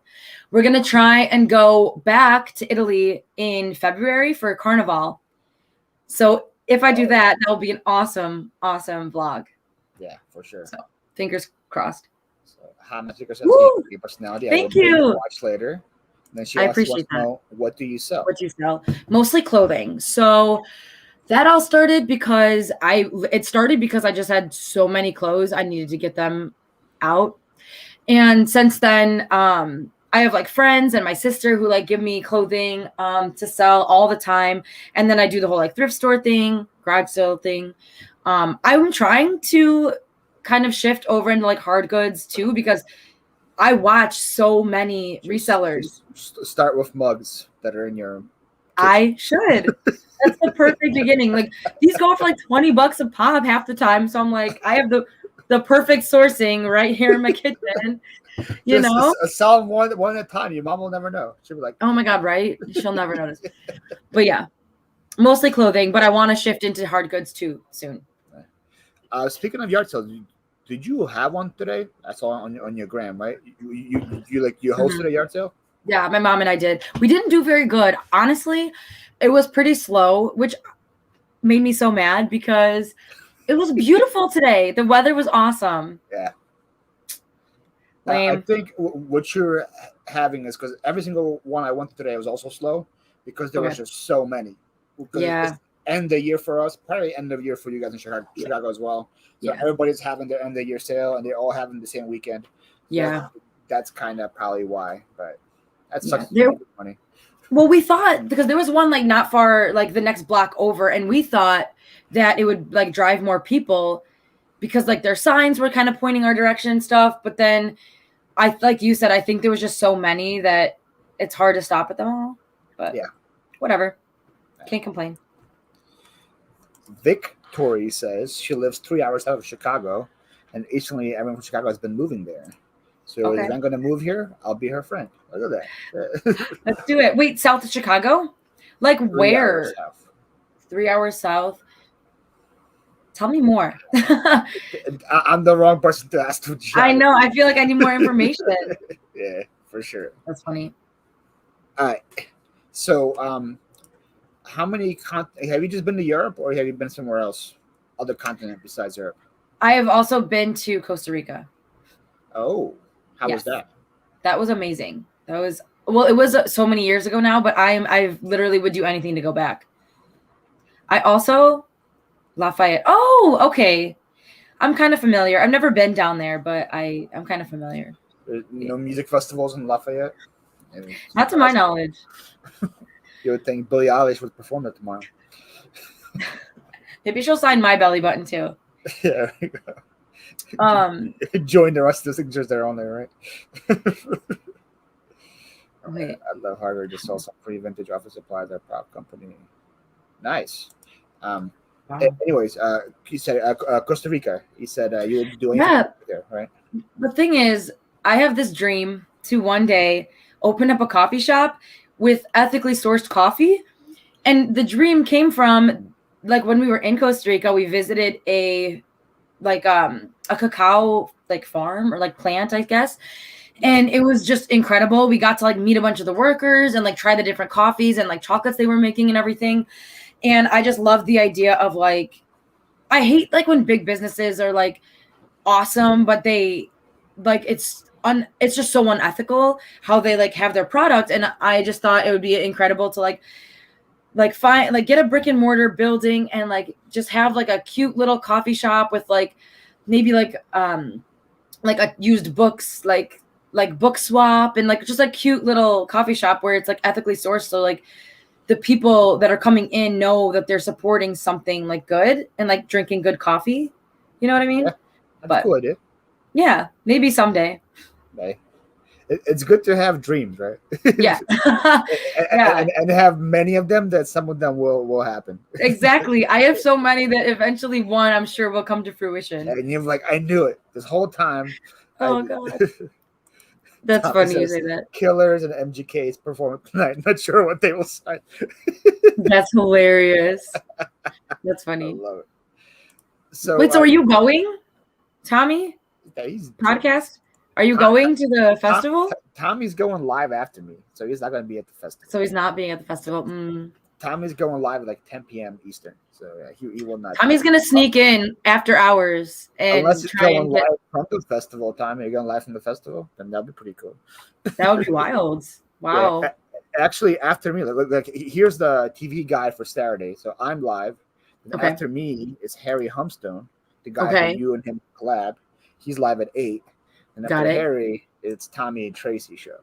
Wow. But okay. We have our whole TV guide thing here. You don't need cable. You can just watch YouTube. Do you have it written down somewhere so that I can actually keep track of this and know when to hop on? Like, someone should make a schedule and like post it on Instagram. I'm serious. you just got like sub to all the channels, and then you just click on it, you're like, oh look, Tommy's live, or look, Harry's live. That's true. It's hard. The YouTube never sends the notifications in time for me. With the YouTubes. The YouTubes never sends the notifications in time. Freaking YouTubes. Even for your videos, I swear to God.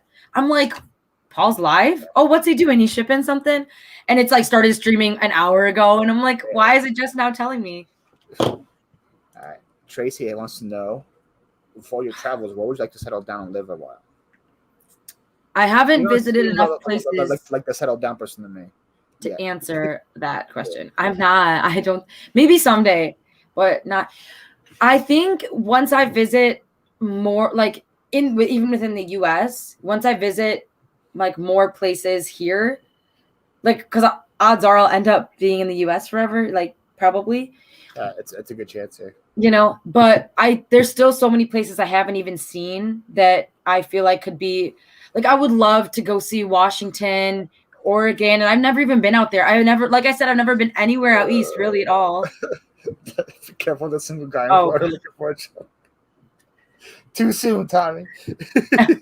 Oh, my God, way too soon. I can't. That's terrible. R.I.P. That's so sad. So, yeah, I just don't think I have an answer for that question yet. You have to go, like, east past Ohio. That's what I'm saying. That's why I'm so excited for this trip. Like I literally, it'll be good. What's going on, Paul? Thank you for being Hi. here. Tommy said he went 2 years ago. See 21 Pilots. It's like my favorite band. Really? I've never seen them. Yeah. I hear they do put on a really good show. Yeah, they're good. Like I've heard that. I've seen them and AWOL Nation live before. That was pretty good. No way. AWOL Nation too. That's awesome. Yeah, they like to sail. Sail. Yeah, I know that one. That's that one, right? That's that. Right? Just sail the whole time. Really great place. So Philly Picker says Philly's a great place. LOL. I'll visit one of these days and we'll collab. And Tommy says Philly has the best beaches I've heard.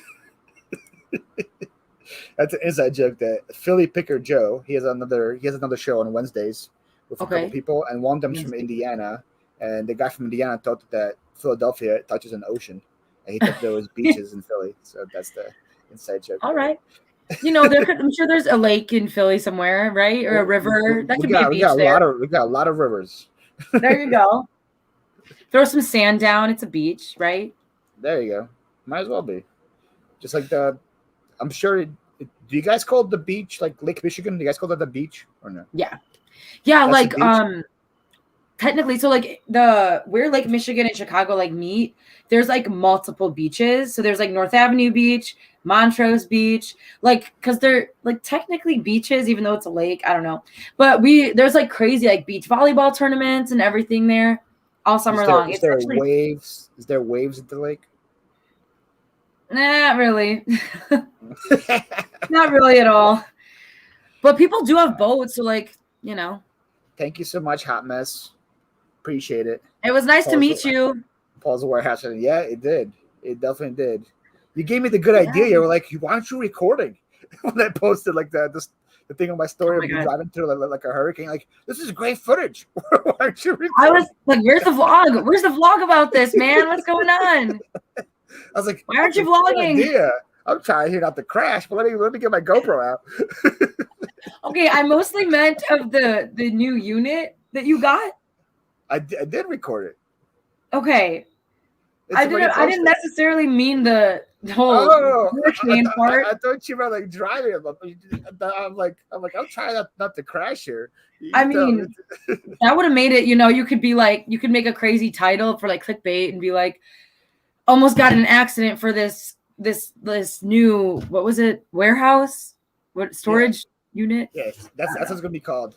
Almost got in an accident for this new, what do you call it? For this new, what do you call it? You know, someone will click on that. Someone will be like, what do you call it? And they'll click and they'll watch it all the way. Let me rename that video right now. I'm gonna rename it as we speak and see if it gets. It's 8 out of 10 now, so it can't be much worse. So. Oh man. Let me rename it. I feel like I'm just here to get roasted. Come on, Paul. Have you not known that going in? I should have remembered. A few years left it there. Yeah, the winters are terrible. I was gonna say terrifying, but is it terrifying? It's terrifying too, and that's what okay. Here's a side story that no one probably cares about, but the closest Bins Look like Goodwill outlet to me is like an hour and a half away, and I still have never gone just because like it's kind of a whole day affair because I want to be there and spend the time there, but I want to make sure I go before it gets snowy and like the roads get icy and everything. But I just need to find a time where I have like a whole day free and like can do that. Because the winters are just terrible. Like a Bins period or just that Bins? That's the closest Bins to me. So you never been to a Bins? I've never been. Oh, I've never been period to any. Guys, that's all we have for the show today. Ryan's going to have to leave now. We can't have any resellers not been to a Bins come to my show. That's what I'm saying. Oh my God. You can't kick me out. Okay. Everyone here knows I'm a beginner. Let me just get that out of the way. Yes. So winter is rough for you, right? It is. It's very rough. You've been steering clear of like Old Man Marley. Do you see a lot of Old Man Marleys walking around? Huh? Old Man Marley. Isn't that the guy's name from Home Alone? The old man with the song. Oh, maybe it is. I have not seen that movie in years, to be honest. Chicago. I know. Like the house is like a tourist attraction. Everybody goes to see that house. Okay, really? I thought it was in New York. Second one's in New York. But Okay. His house, the Home Alone one's in Chicago. The house is in Chicago. Really? They I'm gonna fly have to out of look that O'Hare. up. They actually, Where? like the house is like probably like in your backyard. Like the No Home Alone freaking house. way. It's in It's like- Chicago. She hasn't How seen did- Home Alone in okay. years. Kick her out, right, Chris? Right? Oh my gosh, I am just looking this up. This is crazy. I'm gonna have to go there this winter. What the hell? Like that house is like probably Sorry. like 2 minutes away from you, and everybody. I am goes so there. sorry, everybody. Honestly, I should be kicked out. That is a travesty. That's like a top 5 of all time movie for me. Oh my god. Okay, but you know what's a really good holiday movie that's my favorite that I watch every year? It's called Fred Claus with Vince Vaughn. It's You the watch it's the that? best. Over That like is- a Home Alone or like Yes. National Lampoons or anything like that. Fred Yes. Claus. Yes. That is Oh, boy. the Christmas movie. Yeah. Tracy, she has been to France. Why don't she have any similar experiences as you did? Ooh. Probably. You ever Tracy been to any phone booths in France? No, I don't think so. No, we did see one in London though, but only one. Isn't that kind of weird? And there's some weird things that happen to phone booths in France, according to Tracy Parks. Hmm. So, Well, I'm going to her channel now and subscribing. There she is. Tracy is on the show with Tommy. So it's the Tommy and Tracy show. Oh, and what time is that? 10 p.m., like 10:15 p.m. Eastern. Eastern. They're, So 9. It's like 9:15 for me. Yeah. And they're going for like 4 or 5 hours. So it's kind of hard to miss them. Okay, But, like, awesome. If you enjoy like the Howard Stern kind of like style show, that's like Okay. Tommy's like the Howard Stern of the reselling community. So, Okay. Okay, awesome. Make Heck sure you yeah. go tonight. That's good. Cancel your plans and then come to that show. I'm about to tell everybody I can't make it. Actually, I don't think I even have plans tonight. Is this still happening? Yeah, Allie. This is a 2-hour show.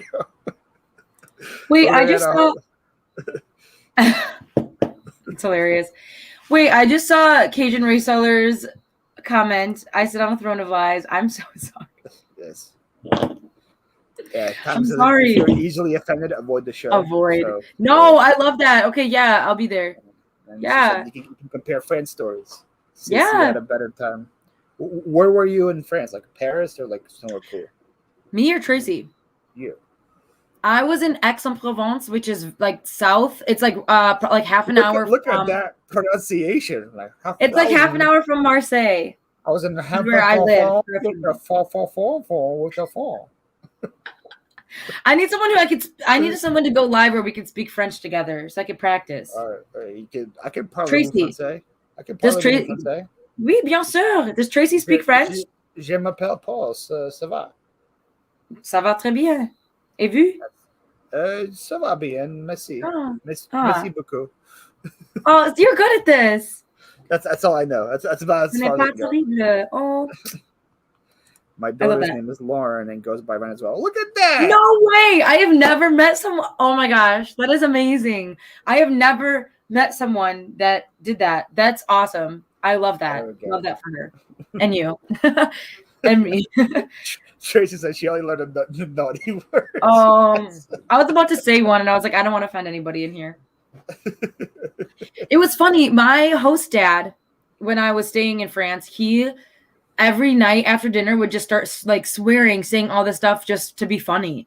And that's how my like roommate and I, my American roommate and I learned like some words and phrases because he would just start saying stuff. And half the time we were like, what does this mean? But we eventually, figured it out. We eventually Is there got any funny phrases you want to share with the class? Like make no sense like in English, but it's like a swear in French. Yeah, can I say it here? Is that Yeah. allowed on your live? Yes.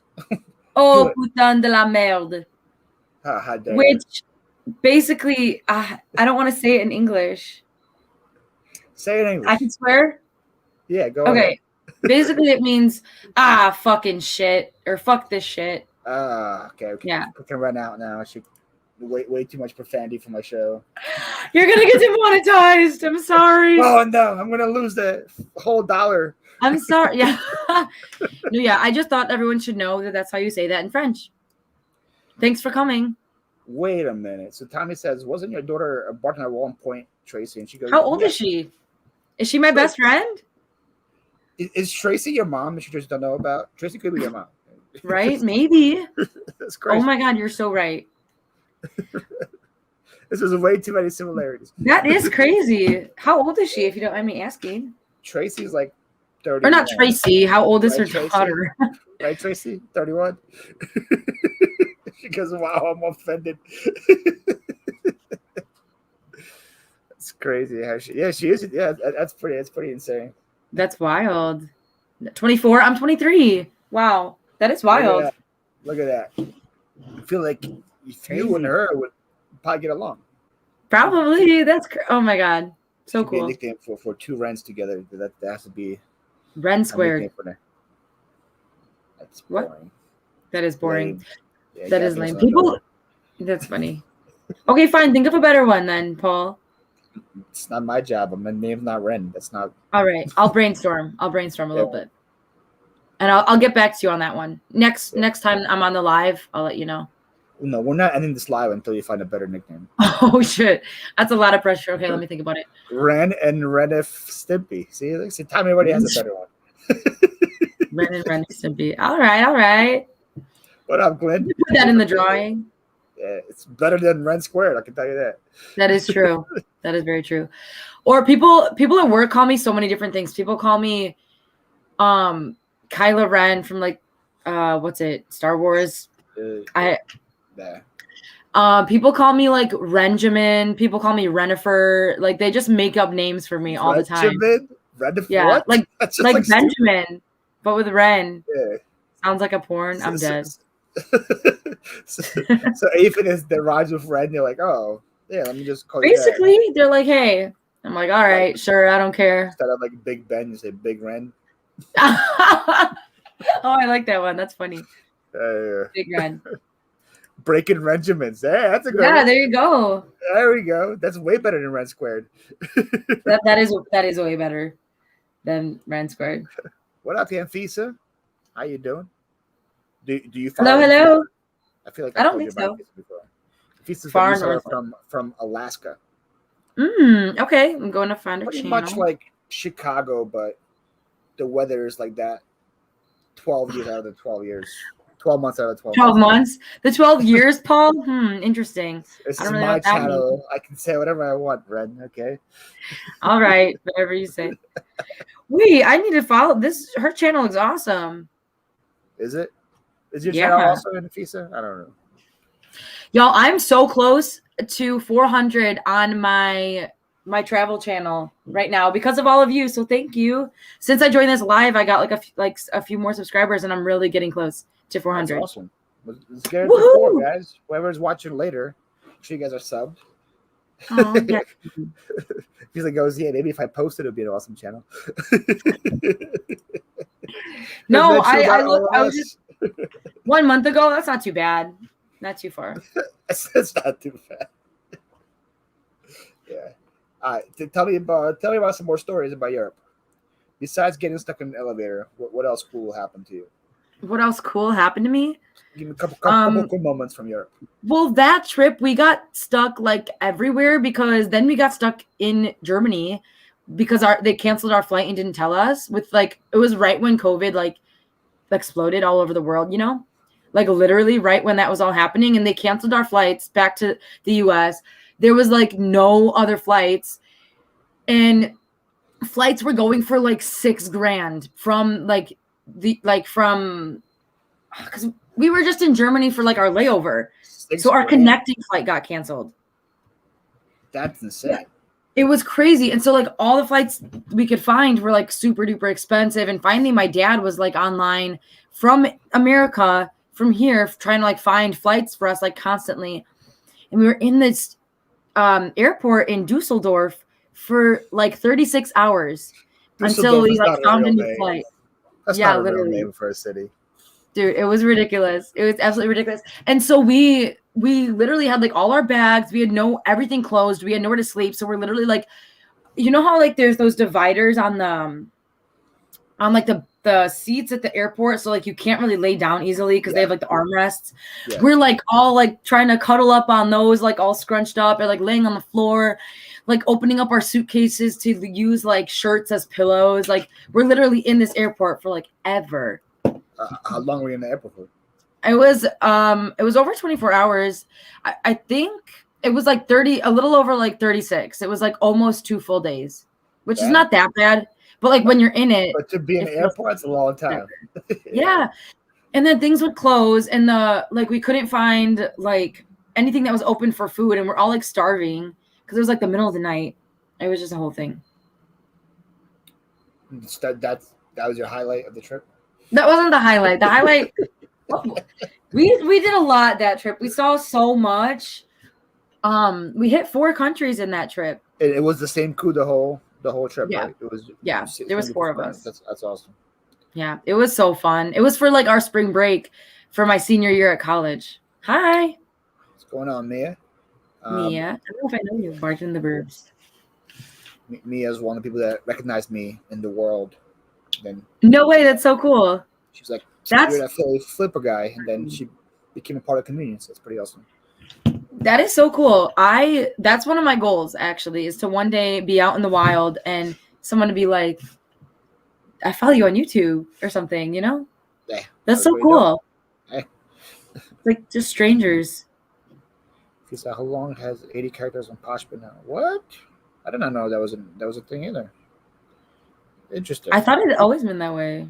No, it's always been 60, and then Macari used to be 40, which was terrible to cross post because you're like, I'm used to 80. Right. Good to know, Tommy. Cool. My niece moved to Chicago. Can't wait to visit. But after winter, truly. Yeah. I like White Claws better. Okay, funny. You got jokes, Paul. You got jokes. So yeah, come after winter. That's way better. Let her get settled in and then visit after winter. And you want to go to your bar and ask for a Truly? We don't have Trulies. We don't have any seltzers, actually. We don't have. What kind of bar is this? We make cocktails. We have our new featured fall cocktails, which are so good. We have a maple old fashioned, which is actually incredible with it was cinnamon sticks and like apple butter. It's so good. That sounds pretty good. It's really good. And then we also have like a pumpkin spice White Russian. Do you know what a White Russian is? I know what a White Russian. I'm a White Russian. Okay. I'm actually a white Ukrainian. Okay, well, close enough. But yeah, so I hate pumpkin spice. Pumpkin spice anything. I hate it. So that's not my. It's just for cute stuff. Is who only on Poshmark? What's my go-to drink? Answer the Poshmark one first. That's from Anvisa. I wasn't sure if she was asking that to me or in the chat because I saw people were talking about Poshmark. Every question is to you. Just okay. Okay. I do. Life is easier when you just look at it that way. Okay, but then I'm like, that makes me feel so self-centered. I'm like, not everything's about me, but yes, it is. I guess if I'm the guest. Hold on. Let's do this. There we go. Oh no, it's all. Okay, wait. Okay, no, I'm on Poshmark, Mercari. I do a little bit of eBay and a little bit of Facebook Marketplace, but I don't put everything there. And I also do Depop. And I also I sell some things straight from my Instagram. So I pretty much I have some people who literally buy straight from Instagram. So they Venmo me or Cash App me. Yeah. And then which I love because I don't have to pay the fees, but it's also not the most profitable because a lot of people don't know they can buy the stuff right from there. Yeah. So I'm kind of all over the place. Now, what does it go to drink? The go-to drink. I'm actually a beer girl. Wow. I'm a beer girl because I love trying new beers. So I don't have a go-to beer that I love all the time. I like craft beer. And I actually have this app called Untapped where I track all my different ones that I've tried at different breweries and stuff. Oh. So that's why it's so fun for me. And I just recently, I officially have, what did I just do? I officially just passed 100 beers last weekend or something. So you track and you can rate them and everything. Oh, that's dope. It's cute. Yeah. So that's me if you're on Untapped. It feels ooh, I like her. Woo! Yeah, it's fun. Tracy wants to know your Insta. My Insta for my reselling is just out of the box thrift, exactly how it is. It was on the screen a minute ago, but exactly how it is on YouTube. And then what about like your travel stuff? Would that be on a different one? Yeah, so I have it's Livin Large with Lcruu, which is like the exact same way. It's probably in the link below. It's like the exact same like tagline thing. I can find it real quick. That's like my one for like my travel channel, which that one I recently launched that Instagram. So it's still like kind of new. I'm still like, trying to cultivate that little community there. I feel like that would be easier to grow than a thrift. I just have to be more consistent on it, because I feel like I kind of just forget about it sometimes. Yeah. And I need to spend more time like engaging with the people that I follow to like really make those connections. You know what I mean? Ooh, Allie wanted a caramel espresso porter, but they're out. They're out. Oh, that's so sad. We make a really cool espresso martini at my job, which it's fun to make. It tastes pretty good. Espresso martini? Mm-hmm. That sounds pretty good. Yeah. I would probably try that one. I can't find your Insta, right? What? I can't find it. What? I'm gonna DM it to you right now. No, I'm gonna DM it. Hold on. I'll send it to you. Yeah, I keep saying no results found, but I'm also an Instagram noob, so I'm the wrong person to ask. Somebody probably already found it. Oh. It does exist. Look at that. It's you on a blow up like unicorn or something. Yeah, that's actually a blow up unicorn. And wait, I'm holding a White Claw in that picture. Yes, that's you are. Hilarious. That's funny. Like, is that mango flavor? It better be mango. I don't remember. That was like last summer. It feels like so long ago. Tommy, I knew somebody would find it by now. See? Thank you. That's me. Yeah. So you believe there's no laws when you're drinking claws? That's what you believe. I do believe that. I believe that firmly. That's my life motto. Oh yeah. Oh yeah. Those things are dangerous because you have like 5 and you just they're so easy to drink. Yeah. So easy to drink. Drinking bubblies. Do you have a mini fridge of just White Claws in your warehouse? Can I confirm or deny? I bet you do. That's hilarious. I have White Claws. I have White Claw mangoes, and then I have what is the new one? They're like the higher percentage alcohol ones that you're talking about. There's one that's just straight vodka. High Noon. Oh, those ones are good. High Noons. Yeah, I have some like passion fruit High Noons in there too. I love High Noons. Yeah. Someone told me that they that High Noons are not like available in Indiana, which I feel like that's so random. Just out of all the states, just Indiana. Right. You can't have High Noons here. Well, someone was like, they're a Chicago thing, and I was like, no, like I don't think they are because I've had them like other places. Yeah, we have them here. I was like, like what? I don't know that. He was like, that's why I can't have White Claws anymore. Bad memories. That's funny. We've all been there. We've all had one too many at some point in our lives. I drink White Claws on regular because I fast and do keto. See, there you go. So that's the drink for. How do we get out to alcohol, by the way? I blame Tracy. So what happens when Tracy's in the chat. This is what happens. Well, we were also talking about being bartenders. So, it was something like that. Okay. I don't know. You have any crazy bartender stories that happened to you? Anything nuts? Even get kicked out? Okay. Not really like that, but I do have a funny story. So I'm really into like oracle cards. I don't know if like they're sort of like tarot cards, but like not exactly. And for one of our I brought them into work the other day for me and my coworkers to like pull a card, just to like play around. And one of my regulars, he wanted to pull a card. And so he did. And basically what it told him was like, you need to be less attached to like your like earthly possessions, right? So then later that night, someone literally broke into his garage and stole his Maserati. And he showed me the video of it. Like it is like live feed, like Ring doorbell or whatever, like caught it all on camera. And he brought it in. Yes. And showed me this video. What? How does someone steal a Maserati? Like with the keys? I don't know. They like broke into his garage and stole it. It was like, I was like, what? That is so crazy. So that needless to say, he needed a lot of drinks the next day. So just remind me when me and you hang out not to pull any oracle cards, because whatever's gonna follow isn't good. I'll bring them. I'll bring them with you, or with me when we do our collab video. You got some serious customers. They got Maseratis just chilling in their garage too. That's insane. It's like a bar at like a fancy restaurant. That's why I bartend in the day. Tell me, do you think dinosaurs are real? They are. They were. I mean, once upon a time. Yeah. What? Do you have proof? Yeah. Have you ever seen that at the museum? Come on. Was there a dinosaur at that one? Probably, right? There's that big is that movie based on a true story? Probably. Probably. My guest last week over the years, Tim, he doesn't believe in dinosaurs. And he's like, there's no proof that dinosaurs exist. And so far, your only proof was not at the museum. So it's not really much proof either. So I could probably think of more proof. I could find some.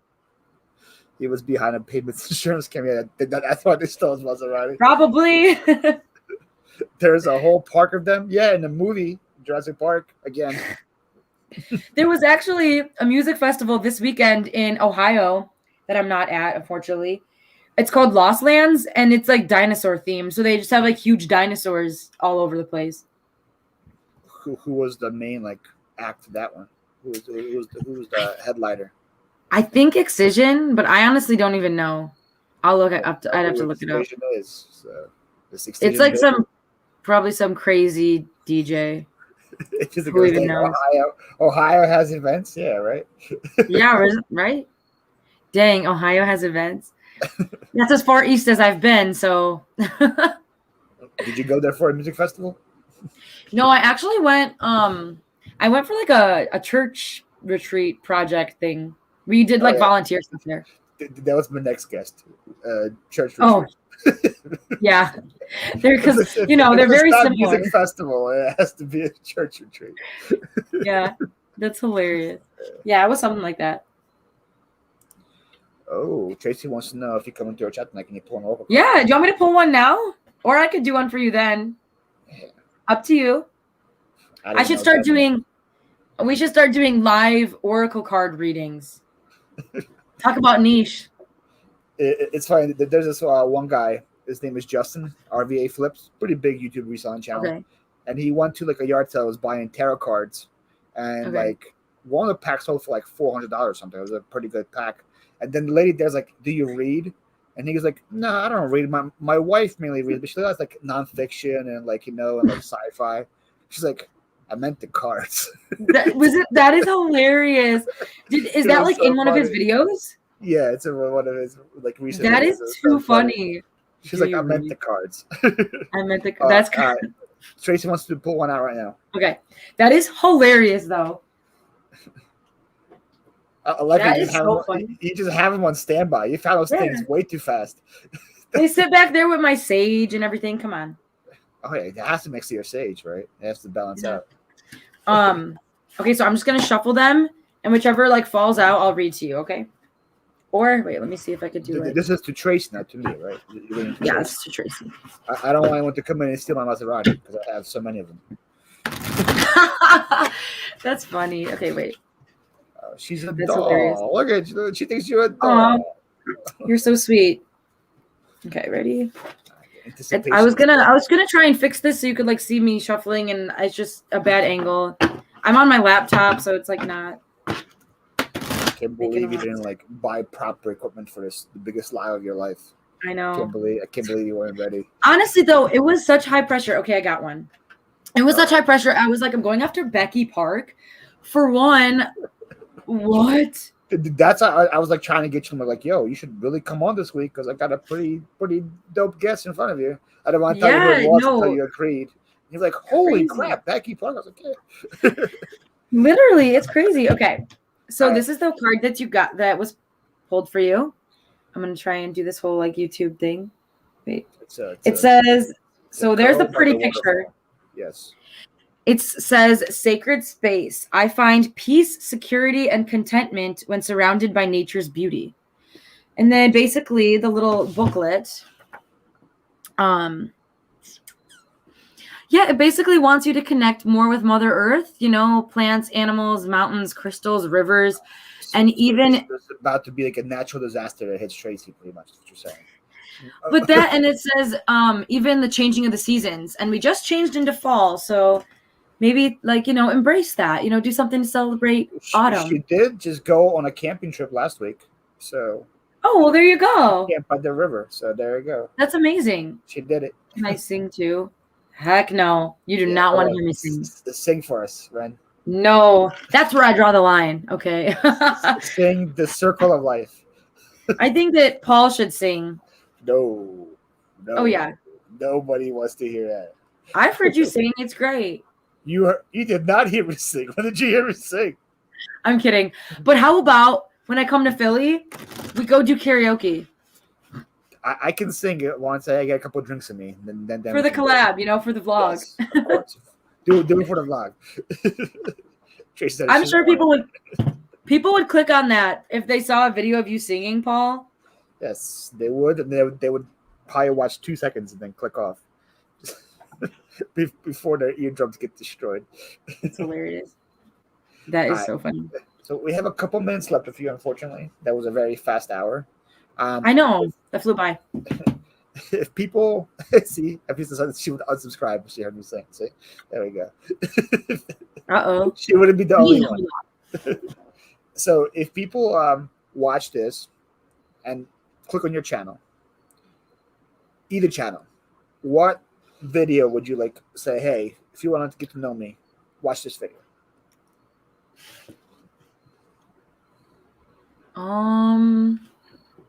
That's tough. I have one. Okay.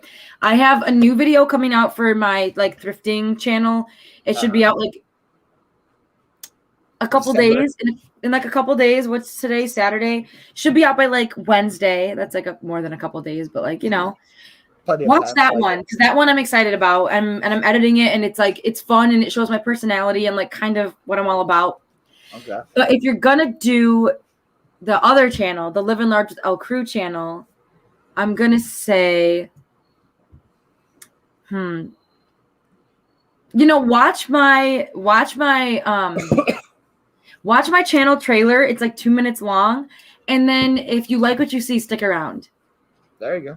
Because I think it gives a good idea of what you'll see there, and where I'm out and about doing all the time, and all that. I will click on it. See, okay, see, John will click on it. There you go. Tracy says her daughter runs a karaoke DJ on the weekends. You look at that. This is full circle, man. Look at that. It's crazy.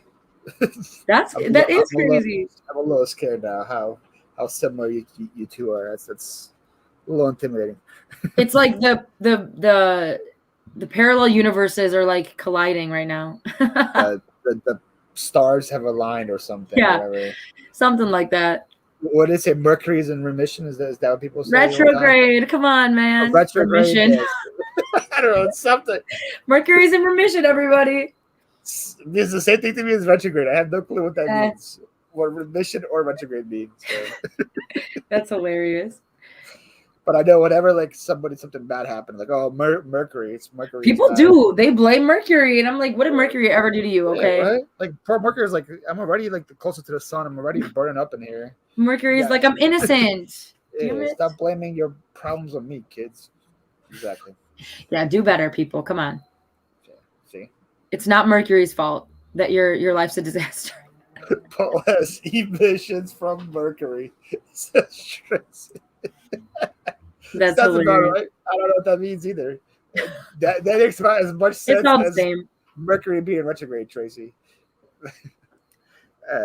Anyways, we're going to wrap up the show. Ren, thank you so much for being on and being you. Thanks for having me.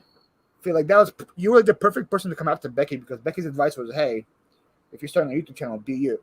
And I feel one of the things why I like your channel so much is you are you in both of them.